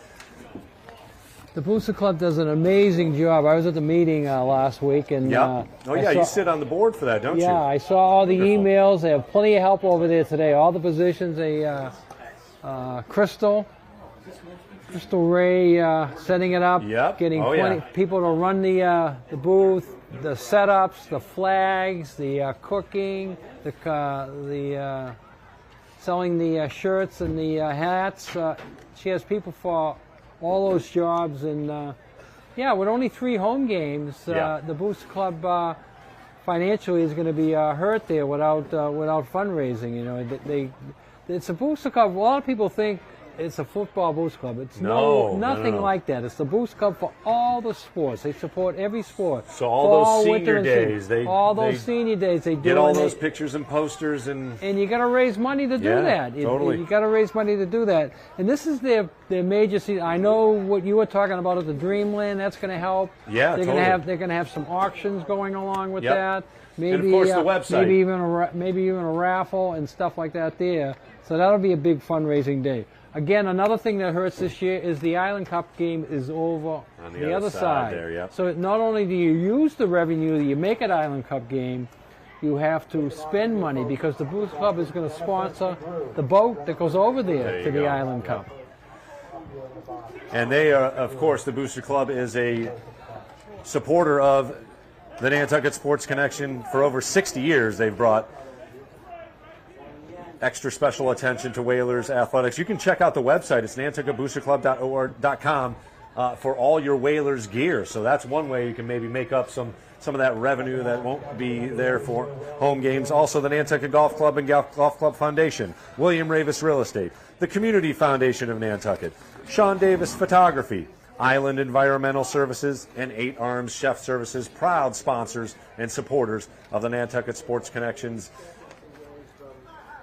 productions here and bringing you Whalers athletics. I do want to mention and say thank you very much to NCTV 18 for reaching out to the Mashpee television guys. The executive director, Chris Ball, is represented here today by Pat, and he is the offensive coordinator. And again, thanks to the entire crew on Mashpee TV for restreaming and grabbing this as we reach the nation that is. Nice kickoff here to begin things inside the 20. Nice cut by Murphy. He's got a little bit of room. Across the 40, hangs onto it, and a great return once again by Sean Murphy. Murphy has a good set of eyes, boy. He sees where the defense is coming from, and he picks his hole, and he moved up nicely there. Another great return by Murphy. And a vertical return, as you said. Made a couple of cuts, but they were vertical cuts. I am always against the ball carrier, the receiver, trying to find the wall and running parallel to the field. No, up the field is going to get you yards. So 1st and 10 for the Whalers, their first possession of the second half. Starts at their 43-yard line. An important series here for the Whalers. Aguilar has trips to the far side of the field. 3 wide receivers. And he'll fake it. And he's in trouble. Blasted behind the line of scrimmage as they tried to do a misdirection, and that fooled no one on the Mashpee side of things. He loses about 9 yards. I'm confused on whether that was a run or a pass play. Yeah. He did the fake, and then he bringing the ball up, and he started to look downfield, but he never brought the ball up to pass because he couldn't. Yeah. He had a defender right in his face, and not the way you want to open the half with a loss of 12 yards on your first scripted play. That RPO, that run-pass option, which worked very well last year and has worked for the Whalers here today. Did not work on that play, so now a big hole, and here's Aguilar looking to pass. Again, in the middle, and a lot of traffic there, but a completed pass. So almost all of that yards, well, about 7 of those yards made up for, but it brings up a 3rd and long. It brings up it gets a chunk of it back, but it's 3rd and long, so now Mashpee knows they're going to run it again, but we've been wrong saying that before. I know, right? I mean, pass it again, and they've run it before, but I think Mashpee's halftime talk is, hey, even though it's 3rd and long, you got to watch for the sweep. Stay in your zones, yep. Stay in your alleys. It'll be Maxwell the lone setback. Griffin Fox in motion. Aguilar's got a man. Oh, he had Fox and some room, but unfortunately unable to connect. And there is that 3 and out for the Whalers that we The ugly head has happen. reared up. 3 and out. So Nantucket not only is going to be punting, you're going to be punting 4th down and about 17. So you open up your half with running 3 plays and losing 7 yards. Jaquan Francis now back. We'll see how the punt goes. Oh no, 17, that's Grant. Sorry. Grant, the extra point kicker, the punter, and he did a kickoff. Good snap. Nice kick, end over end. And it goes over his head. And a nice Nantucket bounce. Great kick inside the 20, picked up around the 16. So nice job by Trayvon Grant as the Whalers had to punt it on their first possession of the second half. But Mashpee will have a long field beginning their first drive of the second half at the 16-yard line. I had that as a 57-yard punt. That is with the bounce. It is. That's an good amazing. Thing. You are the math guy over here. I'll tell you what. It's a good thing somebody's paying attention. That's an amazing punt. That is for an amazing high school punt. Aided by about 15 yards of bounce, but it counts. The bounce is part of the punt. That's right. So with 10 minutes and 10 seconds left, 22-14 our score. First possession for Mashpee, a late arrival for the Whalers. It is number 11, Owen Wilson, trotting on. And it'll be a pitch out, coming Wilson's way. And he is up to the task. Nice open field tackle by Owen Wilson, fending off the offensive player and making the tackle. Thank God Wilson got there. Yeah, no, he had some room to run. There was a bunch of green on the outside, but Owen Wilson able to save the day. Great tackle. Wilson came all the way from the bench to make that tackle. Right. Nice tackle there. Did he gain anything on that? Maybe one. It looks like they got him. 2nd and 9. So Mateo runs in the play. As the clock continues to run, 9 minutes, 30 seconds. 22-14, Mashpee with the lead and the ball. Third quarter of play, first possession for Mashpee. And they are going into the sunshine here as it gets lower in the afternoon sky. And another nice hand tackle. Oh, breaks free from Williams, but unable to get free for good, for long.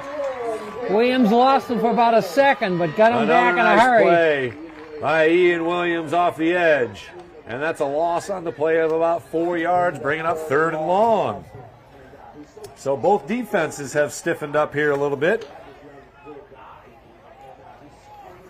Those are the adjustments you make at halftime, trying to stop what the other team did well in the first half. And so far, Mashpee did its job, and so far on this drive, Nantucket is doing it. They got to do it one more time. Yep, you got to think pass here. Let's see if the Whalers can bring some pressure. And finally getting pressure in a deep throw. This one's up for grabs. Incomplete. Nice defensive play. And the Falcons will be forced to punt. Whalers should get excellent field position off of this. As you said, that was up for grabs. If he catches that, that almost acts as a punt. The interception, yeah. If he intercepts it, I mean, it acts as a punt because there was plenty of people there to bring him down. But now they do have to punt, and let's see if Nantucket can get some field position out of this here. Yeah, Jaquan Francis back pretty deep. He should scoot up a little bit, in my opinion. But there you go. Someone got a hold of him. He's now in. Coach Machado scooted him up about 8 yards. That sounds about right. He's now in Whaler territory. The field is. Oh, fumble on the snap.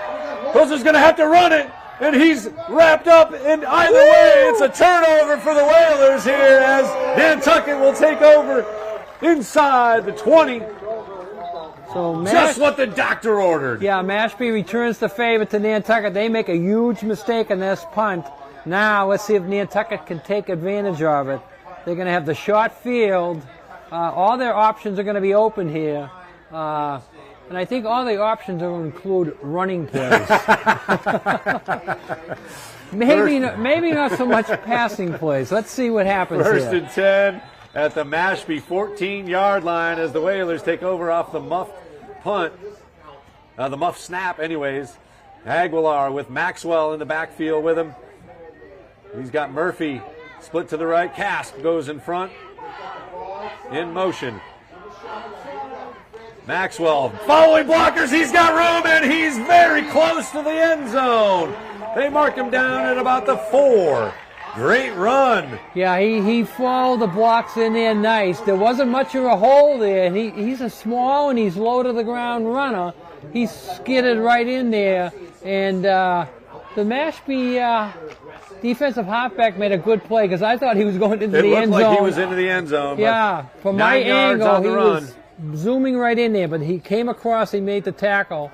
So it's first and... Second and a short one, actually. Second one. 9-yard pickup then. Aguilar brings Fox in motion. Oh, tough snap and a great handle. Yeah. And Maxwell's blasted behind the line. That'll be a loss of about 3 on the play, maybe.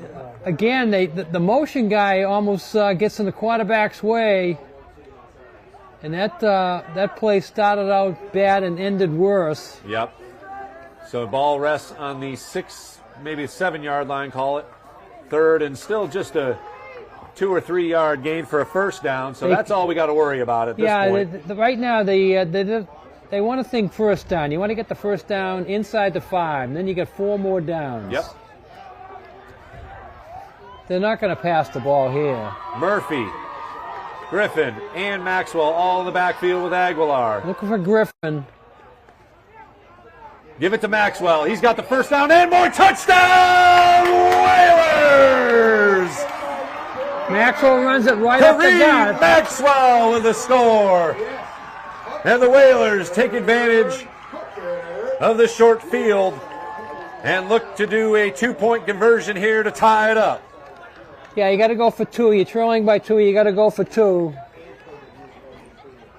As I say that, they're lining up for the kick. This is an interesting call. Honestly, I don't understand it. But I guess you figure you got a whole quarter left, you can make up the point. But here's the extra point try. Maybe it's a fake. Let's see. Good snap, kick up, and again, blasted through for an extra point. So the Whalers draw to within 1, 22-21. A very exciting football game. Kareem Maxwell with his first touchdown of the 2022 campaign.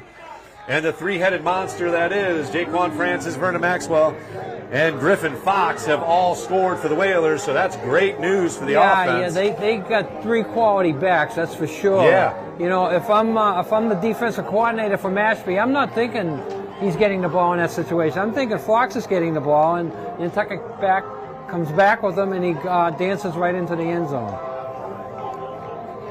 So now it's up to the defense to do their job. They did their job, and again, both defenses stopped the offenses for the first time in the second half here. Opening up, 6:24 to go. Whalers now down just 1, 22-21. Mashpee going to get the ball here. And again, they're facing that low sunshine. I don't know if that'll come into play here, maybe in the passing game. It's tough looking into that sun at this time of day, you're right. But I'll tell you what, Trayvon Grant has been very solid in the special teams play, doing work here on the kickoff, and has gone 3 for 3 with extra points. Another good kick. High hanger, fielded at the 9, off to the 20, 25. Still good coverage about to the 27, and Kuzo did all he could to get that. Yeah, booming kick. Yeah. He does get some return yards out of it. So now the pressure is on Mashpee. They still have the lead, but last time they didn't do too much.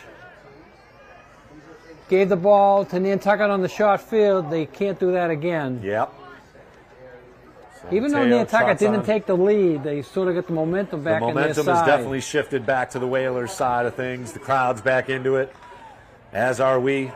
Doesn't take much to get me fired up, though. Mateo under center. Fullback, the lone back now in motion. And handed off right up the middle. Couple yards as a slew of Whalers drive the ball carrier back. Mark it the 29-yard line. So not much doing there. Yeah, they're not going to give him too much on that. A yard maybe or two. 2nd and 8 coming up. Under 6 minutes to play here in the third quarter. Whalers coming off a touchdown score. After a short field, the punt snap was mishandled, and unable to get the kickoff was Kuzo. And it's interesting, the pattern of the game. Both waves of momentum for sure. First two series, teams moved up the field and scored. Then Nantucket makes a mistake, Mashpee makes a mistake, and we have a 1-point game. Little motion behind him, and a bobbled snap again, and a great sack! Oh, how did he hold on to the ball? Wow. Yeah. Great play just to hold on to it, but the Whalers get the sack. I thought the ball was coming out a second time for sure. I was waiting to say fumble, but it didn't happen. Great play by Mateo to hold on to it and save the possession. But once again, the Whalers' defensive pressure gets to the quarterback. That's their 3rd sack of the game.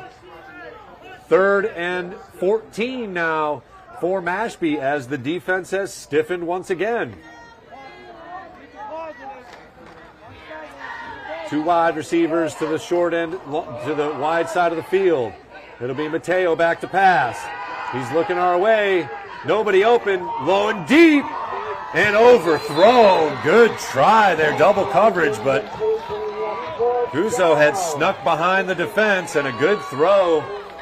He was looking for that all the time. That was a long developing play. Yep. He got the protection, but Nantucket had 2 defenders on him, and the ball was overthrown.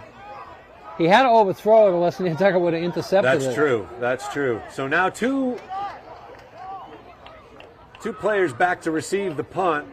Sean Murphy, who's done a nice job on kickoff returns, joins Jaquan Francis. And let's see if they can just get the snap here. 4:31 left. Whalers getting the ball back, down just 1. Good snap and a spiraling kick. Murphy lets it bounce, and now is going to have to just down it. But saves a few yards for sure, and the Whalers will get the ball in pretty good field position, about the 38-yard line.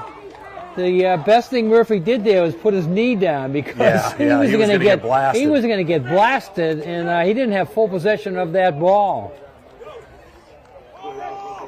So Mashpee does a much better job here with their second attempted punt.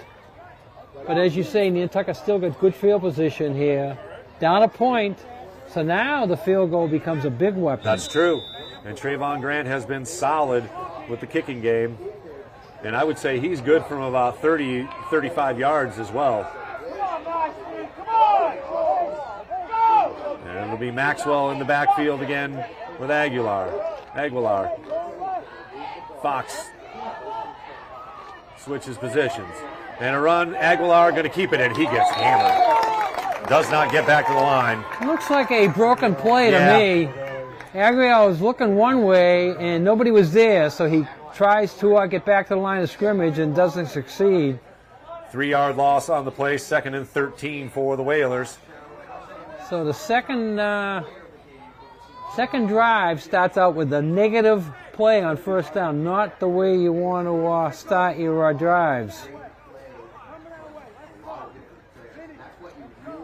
A long conversation between Saradelis and Aguilar, and Maxwell stays on the sideline.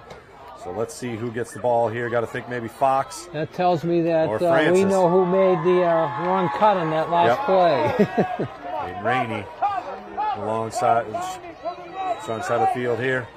Aguilar hands it off to Francis, who dances his way. Here we go! No one gonna catch him! Jaquan Francis! Whalers touchdown! 64 yards for Francis. Wow! Lightning has struck once again as Jaquan Francis takes it to the house. Well, he didn't like the 32-yarder, so he doubled it. He doubled it, baby. And goes to 64. 96 yards on 2 carries. I think he's over 100. He's got to be over 100. And again, what did I say? Get him the ball, get him some touches. Magic things can happen. Good things will happen. I love it when they prove me right. Well, I think that carry there probably is more offense than they had all last week against Absolutely. Spellman. Yeah, I mean, I don't know if they had 64 total yards on the ground last week. well, Aguilar had 50, but it wasn't much more than 64 yards, that's for sure, if it was. Well, And his here is total of Grant. 96 certainly is. Yeah, If you put Grant him, for the extra point here. Make it a 6-point lead. Good hold, and another boomer. He is 4 for 4. Jaquan Francis with a electrifying run here at Vito Capizzo Stadium as the student body in Whalers Nation gives him a round of applause. And the Whalers score once again and now have turned the tides here and lead 28-22. yeah, Mashpee will have a chance to answer. the halftime adjustments so far are going the Whalers' way. They've stopped Mashpee and forced 2 punts. Got the short field. Got the long run. You can't ask for more. 2 touchdowns on 2 possessions and 2 stops. But we still have a lot of time A left lot in of this time one. left. 3:16 left here in the third quarter, and obviously a full fourth quarter to play here, but the momentum has certainly switched after the interception, pick 6 to end the first half, as the Whalers have scored twice here. The Mashpee bench trying to get their boys fired up. Trayvon Grant to kick it off for the Whalers. Another booming end over end at the 5-yard line received. Kuzo across the 20 and met at the 22-yard line. So again, great coverage by the Whalers special team. Coach Machado's got to be happy about that. He's found himself a kicker. Yeah, that's a good special teams play. The good kicker and the good coverage. You really get Mashpee thinking now. 2 straight stops. If they do a third one here, you really take over this game's momentum. But again, got to keep those emotions in check. Still a lot of football to play. Mashpee is a very talented and also very fundamentally sound team. They're not going to let their emotions get the better of them. So Whalers got to stick with the game plan here, and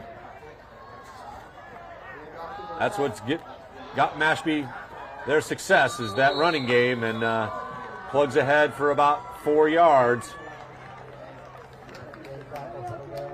So Mashpee gets positive yards on their first down and makes it a second, probably about 5, maybe 6. Squarcia, who had himself a heck of a game last week against DY, came up with a couple of scores and a couple of great defensive plays to save that game. So we are down to 2:30 and counting here in the third quarter. The Whalers have battled back and now hold a 28-22 lead. Mashpee looking to answer. Run up the middle. And another nice hole close to first down yardage. I think that they might have to measure this one. Nope, they're going to give them the first down, so just enough for the Falcons to move the chains. And that is just what Mashpee needed for sure. Yeah, they've gone back to start with a first down. They've gone back to their opening game plan where they just take small chunks and build up the first downs. Matriculate down the field. They had 10 of them in the first half. Nantucket does not want them to get another 10 first downs in this half. Yeah. So far they're doing the job, but Mashpee's back on track on that series there after the Nantucket's 4th touchdown of the day. That's a nice comeback after last week and getting shut out. Again, this is a good squad that they are putting up this many points against. So timeout called by the Falcons before the snap with 1:26 to play here in the third quarter. The Whalers have battled back from a 22-14 deficit at halftime and now hold a 28-22 lead. The Mashpee coach saw something he didn't like there. He called that play. He called that timeout to shut that play down before the snap. And he either saw something he wants to try, or he saw something he didn't like happening there. But anyways, maybe they only had 10 players, something. But nonetheless, coach called timeout from the sidelines, so it'll still be 1st and 10 for Mashpee at their own 35-yard line. And they now find themselves down 6 points, 28-22, as the Whalers have owned this third quarter with stout defense, a special teams gaff by Mashpee, and again, that big play ability as Jaquan Francis took it to the house from 60 yards away. Yeah, Nantucket's shortest touchdown run of the day, 6 yards, only because they took over the botched punt on the 18-yard line. There just wasn't enough field for them. Other than that, they have a 32, a 64, and a 45 by my count. And we go with your count, Dick, because you are the numbers guy. As I like to say, we're very unofficial up here. As official as we need to be, baby. 1st and 10. Fake and a back to pass. Throw. And immediately met, but first down yardage. Yeah, he got so the another first down. Good throw. I thought they were going to go to number 4. Once again. I thought they were going to number 4, who Yeah. was breaking down the sidelines. But he just wanted his first down there, and he got it. So Mateo's had a good day throwing the ball. It's only been when the Whalers have gotten pressure on him that Mashpee has been in any sort of trouble offensively. Yeah, you're right there. If the Mashpee line, offensive line, gives him time, for the most part, he's going to find somebody. Been the difference maker for sure. And another run and a good play on the edge. That's number 59. Williams get in. Williams there too, yeah. Williams get in on that also. Ball carrier fell forward to get positive yardage out of it, though. 2nd down and about 7 for Mashpee as we approach the end of the third quarter, under 30 seconds, so they'll have to run one more here. And then we will enter the 4th quarter of play in a one-score game. Whalers up 28-22. Mashpee looking to answer at the 48-yard line.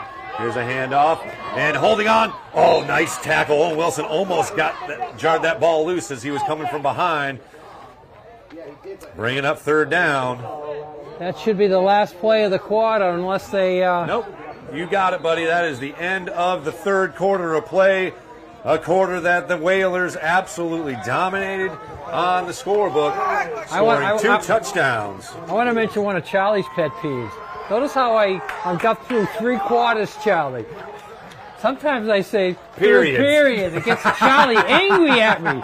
Charlie rears up his horns and glares at me. Well, it is the simple things that separate us from, professional TV. It's all good. Whalers Nation, your Nantucket Whalers hold a 6-point lead heading into the 4th quarter, 28-22. They've scored twice here in the second half already. And again, it has been an ebb and flow, waves of momentum. Both teams have battled back from deficits. We'll see if Mashpee can come up with something here. They are on the move, facing a 3rd down, a manageable 3rd down as we enter the 4th quarter of play. Are we in 4-down territory here if they only pick up a couple? That's a good question. I think if they were up 28-22, maybe not. But with a deficit, maybe they go for it here. I'm thinking the way this game's going, you don't get too many possessions. That's true. That's very true. I'm thinking unless they botched this play up badly. Yeah. They're going to go for it on fourth down. Well, again, behind big number 75, again, Jesse Hickey, they've had a lot of positive plays. It's only been when they've really dropped back to pass that the Whalers have gotten them in negative gains. I'm thinking if I'm part of the coaching staff, I'm thinking play it safe. Let's do 2 running plays. Yep. We can pick up 2 yards of work. Let's see. Well, you are part of our coaching staff, so you are allowed to speculate wildly, my friend. I formation. Behind Mateo for the Falcons. Power, double tight end, and the handoff up front. Doesn't matter. They got first down yardage. So all that talk of 2 downs is for naught as but you can see their selection there. They were going to do it. Fullback blast. Yeah, it's interesting. It's interesting. They run that out of the eye, so it makes the linebackers think that the fullback is the blocker and not the carry. It's a nice little play when they run it right. There. So inside Whalers territory at the 41-yard line, Mashpee breaks the huddle. Again, that I formation.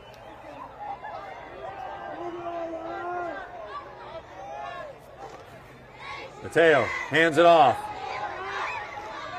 And falling forward is Kuzo. Give him about 4. Which completely works. You get 3 of those. I'm not the math major, but 3 times 4 is definitely more than 10. That's a first down. That's a good observation. I hope they're still teaching that in the 4th grade. I know, That's what I'm worried about, that they're not teaching that in the 4th grade anymore. 37-yard line, they marked him down, so 4 yards, 4 solid yards for Kuzo on that carry. We are in 4-down territory now, for definitely. sure. Definitely. Power formation once again, and a handoff up to the fullback, and he's got room. Makes it into that second level. Again, he's a nice little runner, and he runs low to the ground. Those are the guys that are hard to tackle sometimes because you can't find them in a hurry, and they get by you. Yeah, it's their own Mackay Hugh with the carry there for first down yardage.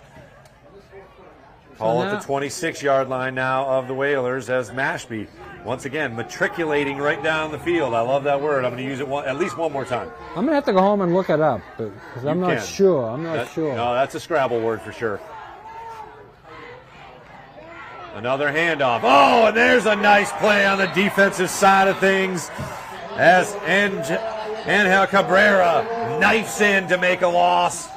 Where did he come from, boy? He was in the backfield quicker than the ball.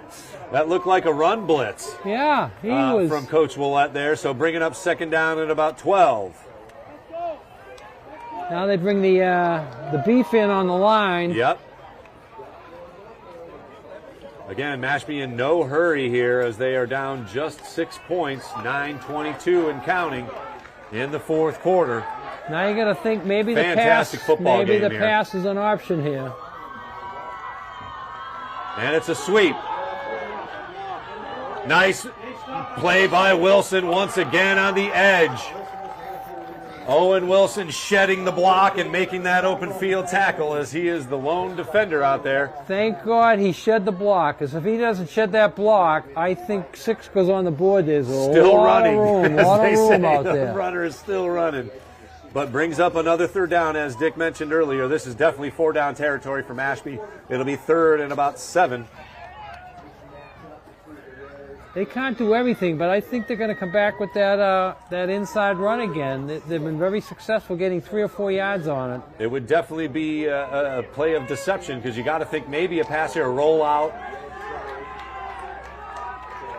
They don't have the eye. Nope, no I formation. It'll be a 4 wide receiver set for Mateo and Mashpee. See if the Whalers can get some pressure. Quick, no, it's a fake, it's a run. Oh, nice move by Mateo, and blasted at the 18-yard line. Let's see how close to the first down he is, though. 4th and about 3, maybe 2 now.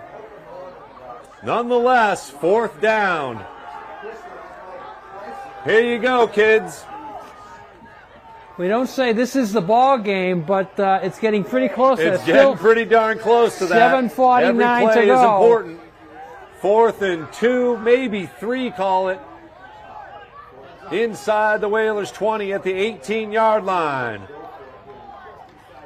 Mashpee breaks the huddle. Lone setback is Kuzo, the senior. I think he got a sweep Gotta right. hurry up. Play clock running down. It's a pass. Mateo back to pass. He's got a man and a first down. Wow. Yeah, Gutsy call there. Yeah, you throw to the safety valve there. You run the quarterback out, so he has the option, if he has the 3 yards, go for it. Then you have the deep guys going down there, which brings the linebacker a little bit off the ball. It brings the halfback way back. Then the guy underneath has the first down. That's all they wanted. Nonetheless, a huge conversion there on 4th down, a running pass and catch. I mean, you got to tip your cap to that play. That saves the drive here, maybe saves the game for Mashpee. 1st and 10 at the 13-yard line. They can get another first down inside the 3. High formation. And there's that run up the middle and falling forward inside the 10 to about the 7. It's the big 75 there on the offer. I love him. He is a load. I love him. If he doesn't make his block, what he does is he gets behind the ball carrier and he pushes him another yard. Yep. Jesse Hickey is an all-conference all-star. And, again, he's got the size to maybe play at the next level somewhere. He's got the smarts, boy. 6:40 and counting here in the 4th quarter. Whalers clinging to a 6-point lead, 28-22. Mashpee inside the 10. Looking to tie this up, maybe take the lead. Oh, nice play by Wilson, but unable to make the tackle, and it's Kuzo down to the 2-yard line. That's going to be another first down. Their 16th of the game.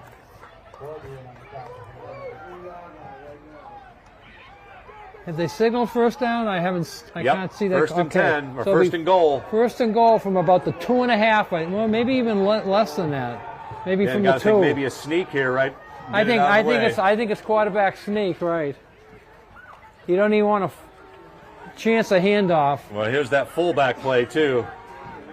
That has been very successful. I think it'll be a quarterback sneak on first down. No? Fullback, and he barrels in for the touchdown. So we have a tie game. Tied at 28.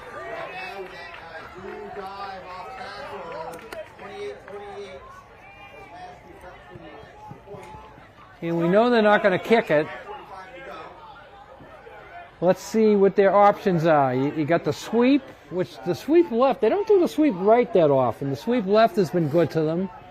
You got the fullback up the middle. You got the quarterback rolling out.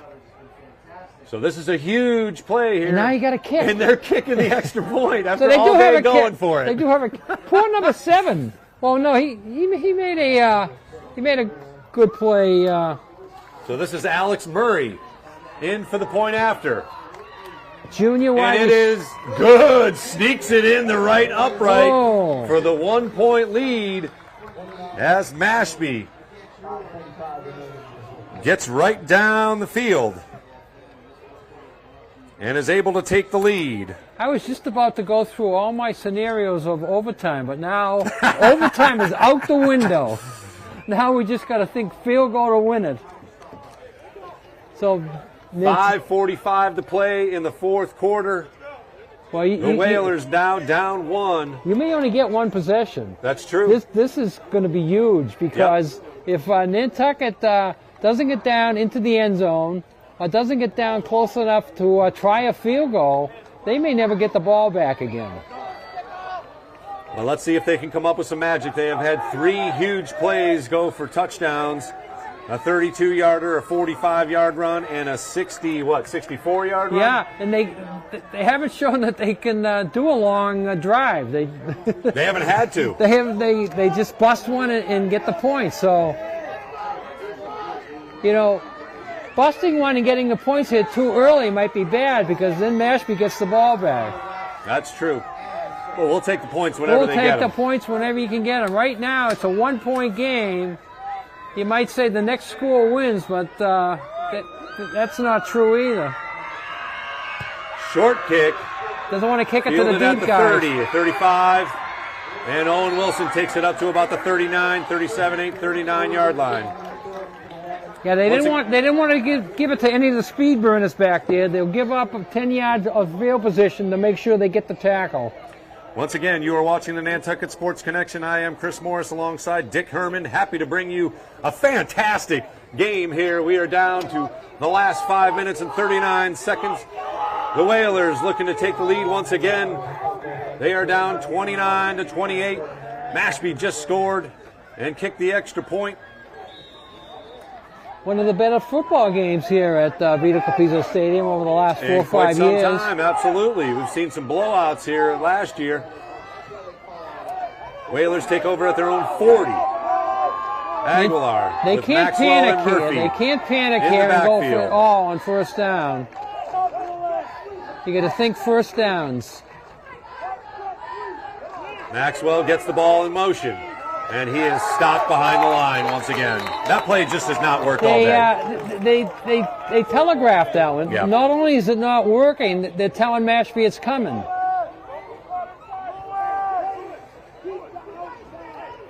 And they actually lose a yard. So this is I think the third straight series where they've opened up with a negative play on first down. The Mashpee sideline getting fired up, as well they should be. Whalers got to score to take the lead back. Casp in motion in front of Aguilar. Fumble! Uh-oh. And Mashpee's going to call for it, and they've got the turnover. Maxwell never got the handoff. And the Falcons will take over inside Whalers territory. Looking to ice this. 4:55 to go. Mashpee has the ability just to run that off the clock. You're going to have to use all your timeouts here to stop them. Unless they make a mistake, they can eat up that 4:55. And they're probably already inside 4-down territory as well. Yeah. So let's see. 2 turnovers now on the day for the Whalers, and they have been killers. One went for a pick 6, and this one might have put the end. Let's see how Nantucket thinks of their timeouts. Use them right away or save them for the end. Yep. Whalers faithful looking to get the defense fired up. They need to come up with a big play. A little bit of motion and another timeout used. That's the second by Mashpee on offense on first down. So something not right in the formation there. Again, the coach wants to shut it down. He took a look at the Nantucket defense, which is, I don't think that's big in high school where you change your defenses around. You watch Sunday afternoon games and they're always talking about changing defenses. Yep. That doesn't happen in high school. He probably saw something the way they were lining up. He does not want to start with a negative play here. He wants to get 3 or 4, working with a 2nd and 6. So we'll have to see if that timeout used comes into play here, as there's just one left for Mashpee now here in the second half. Whalers have all 3 of their timeouts, and like Dick said, we'll have to see if Coach Saradella starts using them immediately or waits, and to see if they come up with a big play here on defense on first or second down. They do you no good in your pocket. That's so true. He's got to use them somewhere along the lines. It's his decision when and how to use them.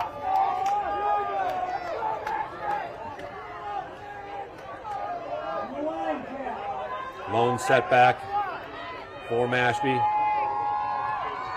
And it's a sweep. First sweep right that I remember today. Good room, but quickly plugged up by Jaquan Francis, who comes up with a big defensive play.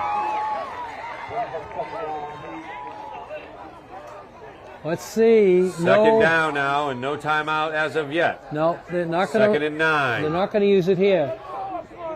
Sometimes a coach thinks of saving the timeouts for offense. Yeah. In that respect, you got to stop them here. They start off with a good play here. He does get back to the line of scrimmage, maybe picks up a half a yard. 2nd and 10, we'll call it. First time they try to sweep right that I remember today, Chris. A late sub running off here for Mashpee. Kuzo doing the senior thing, counting it off. They have an I formation. Quick handoff. And blasting ahead once again inside the 30, or just about the 30-yard line. Now, how much distance did the Mashpee kicker have in that extra point? Did he have a lot of distance or just... Yeah, it wasn't quite as far as Grant, but pretty good leg. So I don't think a field goal is an option here. So they're gonna have 2 downs to get about 4 yards. 3 minutes and 35 seconds. Tick tock, tick tock. Ball at the 31-yard line. 3 timeouts. 3rd and 4. Whalers got to come up with a big defensive play here. Again, handoff up the middle, falling ahead, very close to first down yardage. You got more than half. It's going to bring up 4th and short. 4th and short. Very short. Do you think about a timeout here and get your defense set? Yep.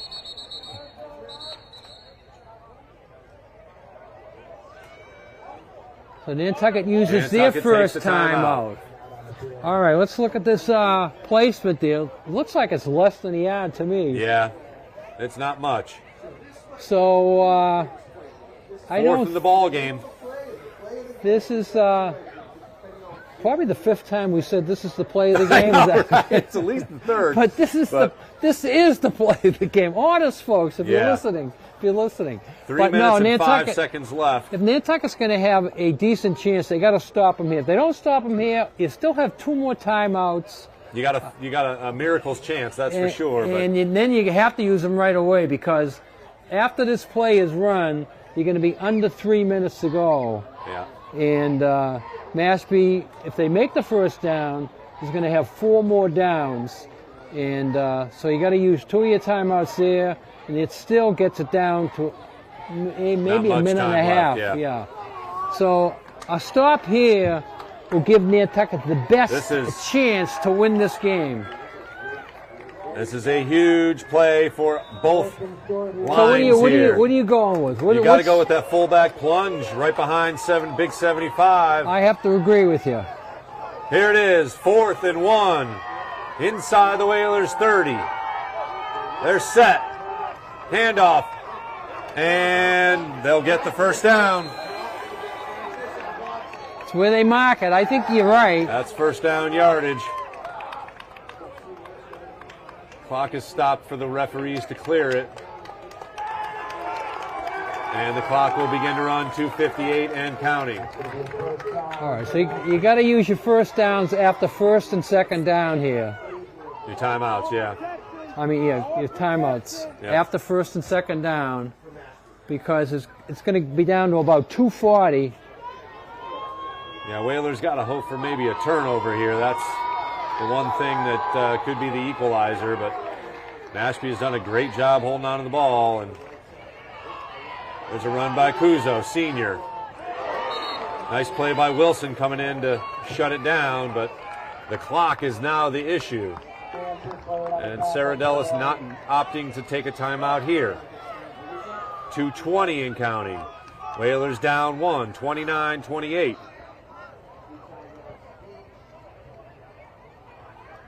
Ball rests on the 20-yard line. Second and about 5. Mashpee's going to be in no hurry if Nantucket's not going to stop the clock. It will go inside of 2 minutes here before they even snap it.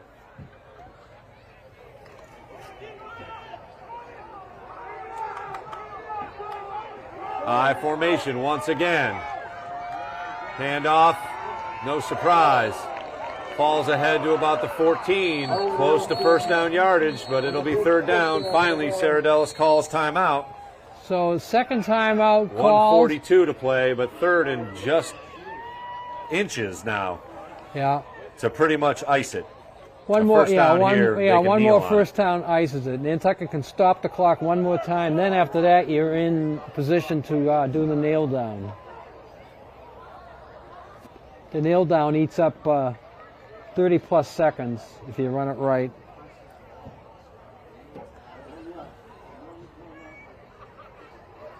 Well, Nantucket has done a good job getting back in this thing. They were down 22-14 at the half. And Mashpee came back to take the lead. They come out in gangbusters. They come out in gangbusters. They got their break early.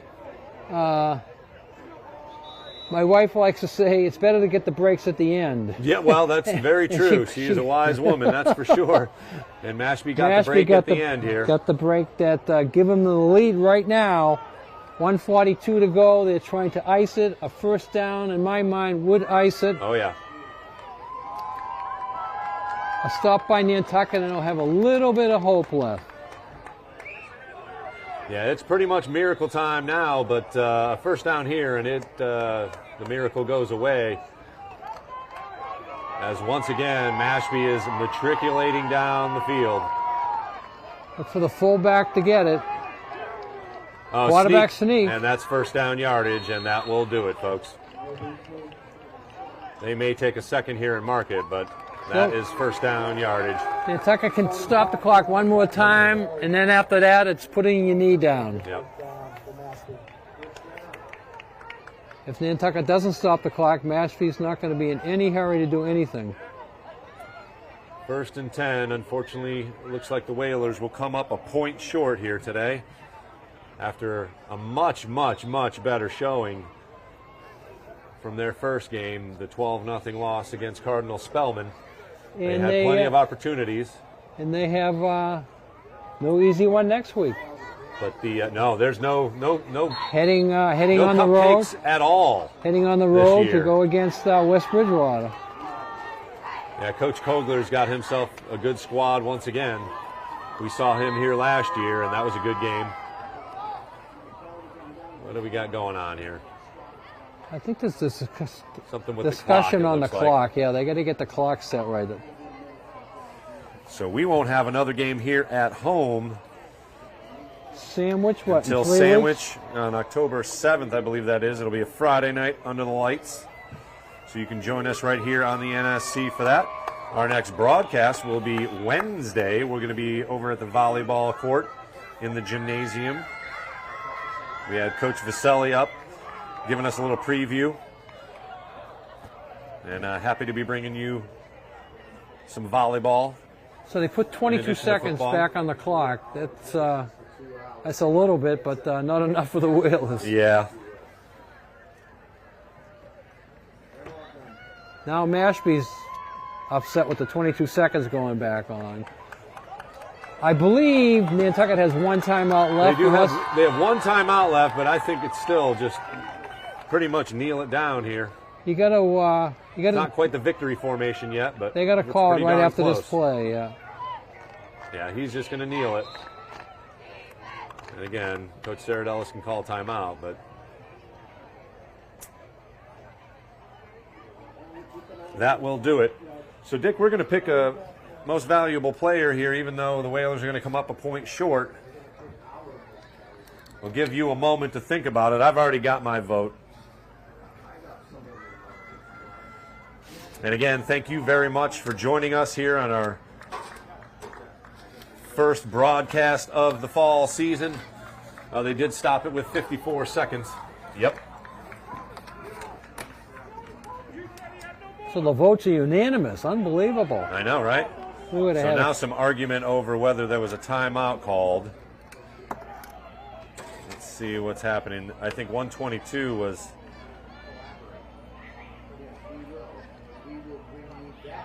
I don't know why the argument. All he has to do is put his knee down. You get 30. Fortunately for Mashpee, the game is over. You get 30 seconds. Whether they win this argument or not. You get 30 seconds a knee, so it's just prolonging it, but it's not going to. But there is principle involved, right? Nonetheless, the Whalers will unfortunately fall to 0-2 on the young season. Mashpee moves to 2-0 with a dramatic come-from-behind victory here at Vito Capizzo Stadium. And you were talking with the junior over there who runs the Mashpee TV station or whatever, and he was telling us they don't have a home game for another month. Oh, wow. Did you hear that part of it? That's crazy. Yeah, something about the field. They're getting a new field put in. Oh, there you go. And so they're going to be on the road for the next 3 or 4 weeks. Whalers will be on the road for the next 2 games as they face, like you said, West Bridgewater and I think it's DY off island as well. DY off island. I think that might be a night game. For Sandwich, which again, no cupcakes at all in the Whalers schedule, and I think Coach Saradellis likes it that way. If you're going to be the best, you got to play the best. You got to beat the best. That's for sure. But 44 seconds now is what they agreed upon, and this will be the second to last snap, barring something ridiculous. like a fumble. Usually when the putting the knee down gets ugly is when the defense decides to smash. Swat it or something. This time nobody's hitting anybody, but Yeah. they're having many discussions about the clock. And now it's stopped with 25 seconds for some reason. And I think they're just going to let it run out. Yeah. So nonetheless, a final here from Vito Capizzo Stadium. A fantastic football game that unfortunately will see the Whalers falling short 29-28 to a very good Mashpee team. One that stayed away from the turnovers. Whalers had 2 turnovers and ultimately cost them the game. Yeah, Mashpee had the muff punt. The muff punt, but that I don't know. They don't call that a turnover. That's just a 4 down, but basically a turnover. But Nantucket did enough on offense today to win it, but also did enough on offense to eventually lose the game with the fumble at the end. That was a difficult one. Yeah. The interception in the first half, that was a difficult one. Probably, if you look at the stats, you're going to see Nantucket won the stats game. Yeah. And the great Vito Capizzo said, "Stats don't mean do anything. A damn thing. You got to win the game. And moral victories don't count either. No. But nonetheless, lots of good for the Whalers here today, offensively especially. Again, defensively, they came up with some big plays, some sacks. Ultimately, falling 1 point short here in front of a great crowd and a beautiful day for football. Always a pleasure to hang out with you. Dick, we had unanimously picked the same player for our most valuable player, and that is number 2, Jaquan Francis. He had a couple of great runs, a couple of great defensive plays, including a big touchdown run of over 60 yards. But unfortunately, it comes in a losing effort. But again, a tip of the cap to Jaquan Francis for our most valuable player here this afternoon. We used to do the 3 stars. The 3 stars, and, right? And if I was doing the 3 stars 3 today, stars. I was doing the 3 stars today, my number 3 star would have went to Trayvon Grant. The kicker, my number 2 star would have went to Kareem Maxwell. My number 1 star would have went to Francis. Yeah. And so you non-star people, 3 stars being the lowest of the stars, and number 1 star being the best. If you're gonna be a star, you want to be a star. You want to be the number 1 star. There you go, baby. It is always a pleasure hanging out with you, Mr. Herman. Thanks very much for joining us as well out there in Whalers Nation. Again, got to give a quick shout out to our incredible sponsors here for the fall: the Nantucket Booster Club, the Nantucket Golf Club and Golf Club Foundation, William Ravis Real Estate, the Nantucket Community Foundation of Nantucket, Sean Davis Photography, Island Environmental Services, 8 Arms, Chef Services, and again, thanks very much to all of you for joining us here. Thanks very much to Charles Douglas for all the IT and the NCTV 18 crew, Charlie Hoyleman bringing you all the visuals, and of course, the legendary coach Dick Herman. I am Chris Morris. We'll catch you on Wednesday for some volleyball. Have a great evening, Whalers Nation. I know it's not the outcome we're looking for, but a great football game once nonetheless. Good night.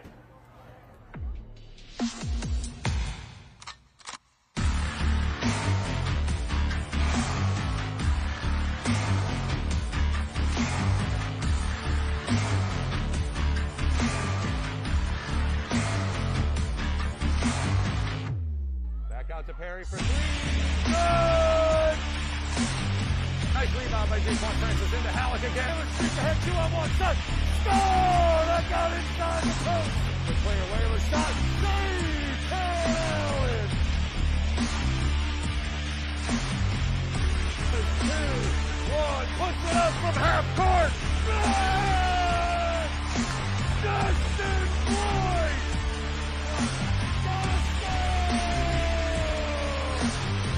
The Patrick was able to lift it up from the dribble. Pass. Pushes over to the good looking shot and hit.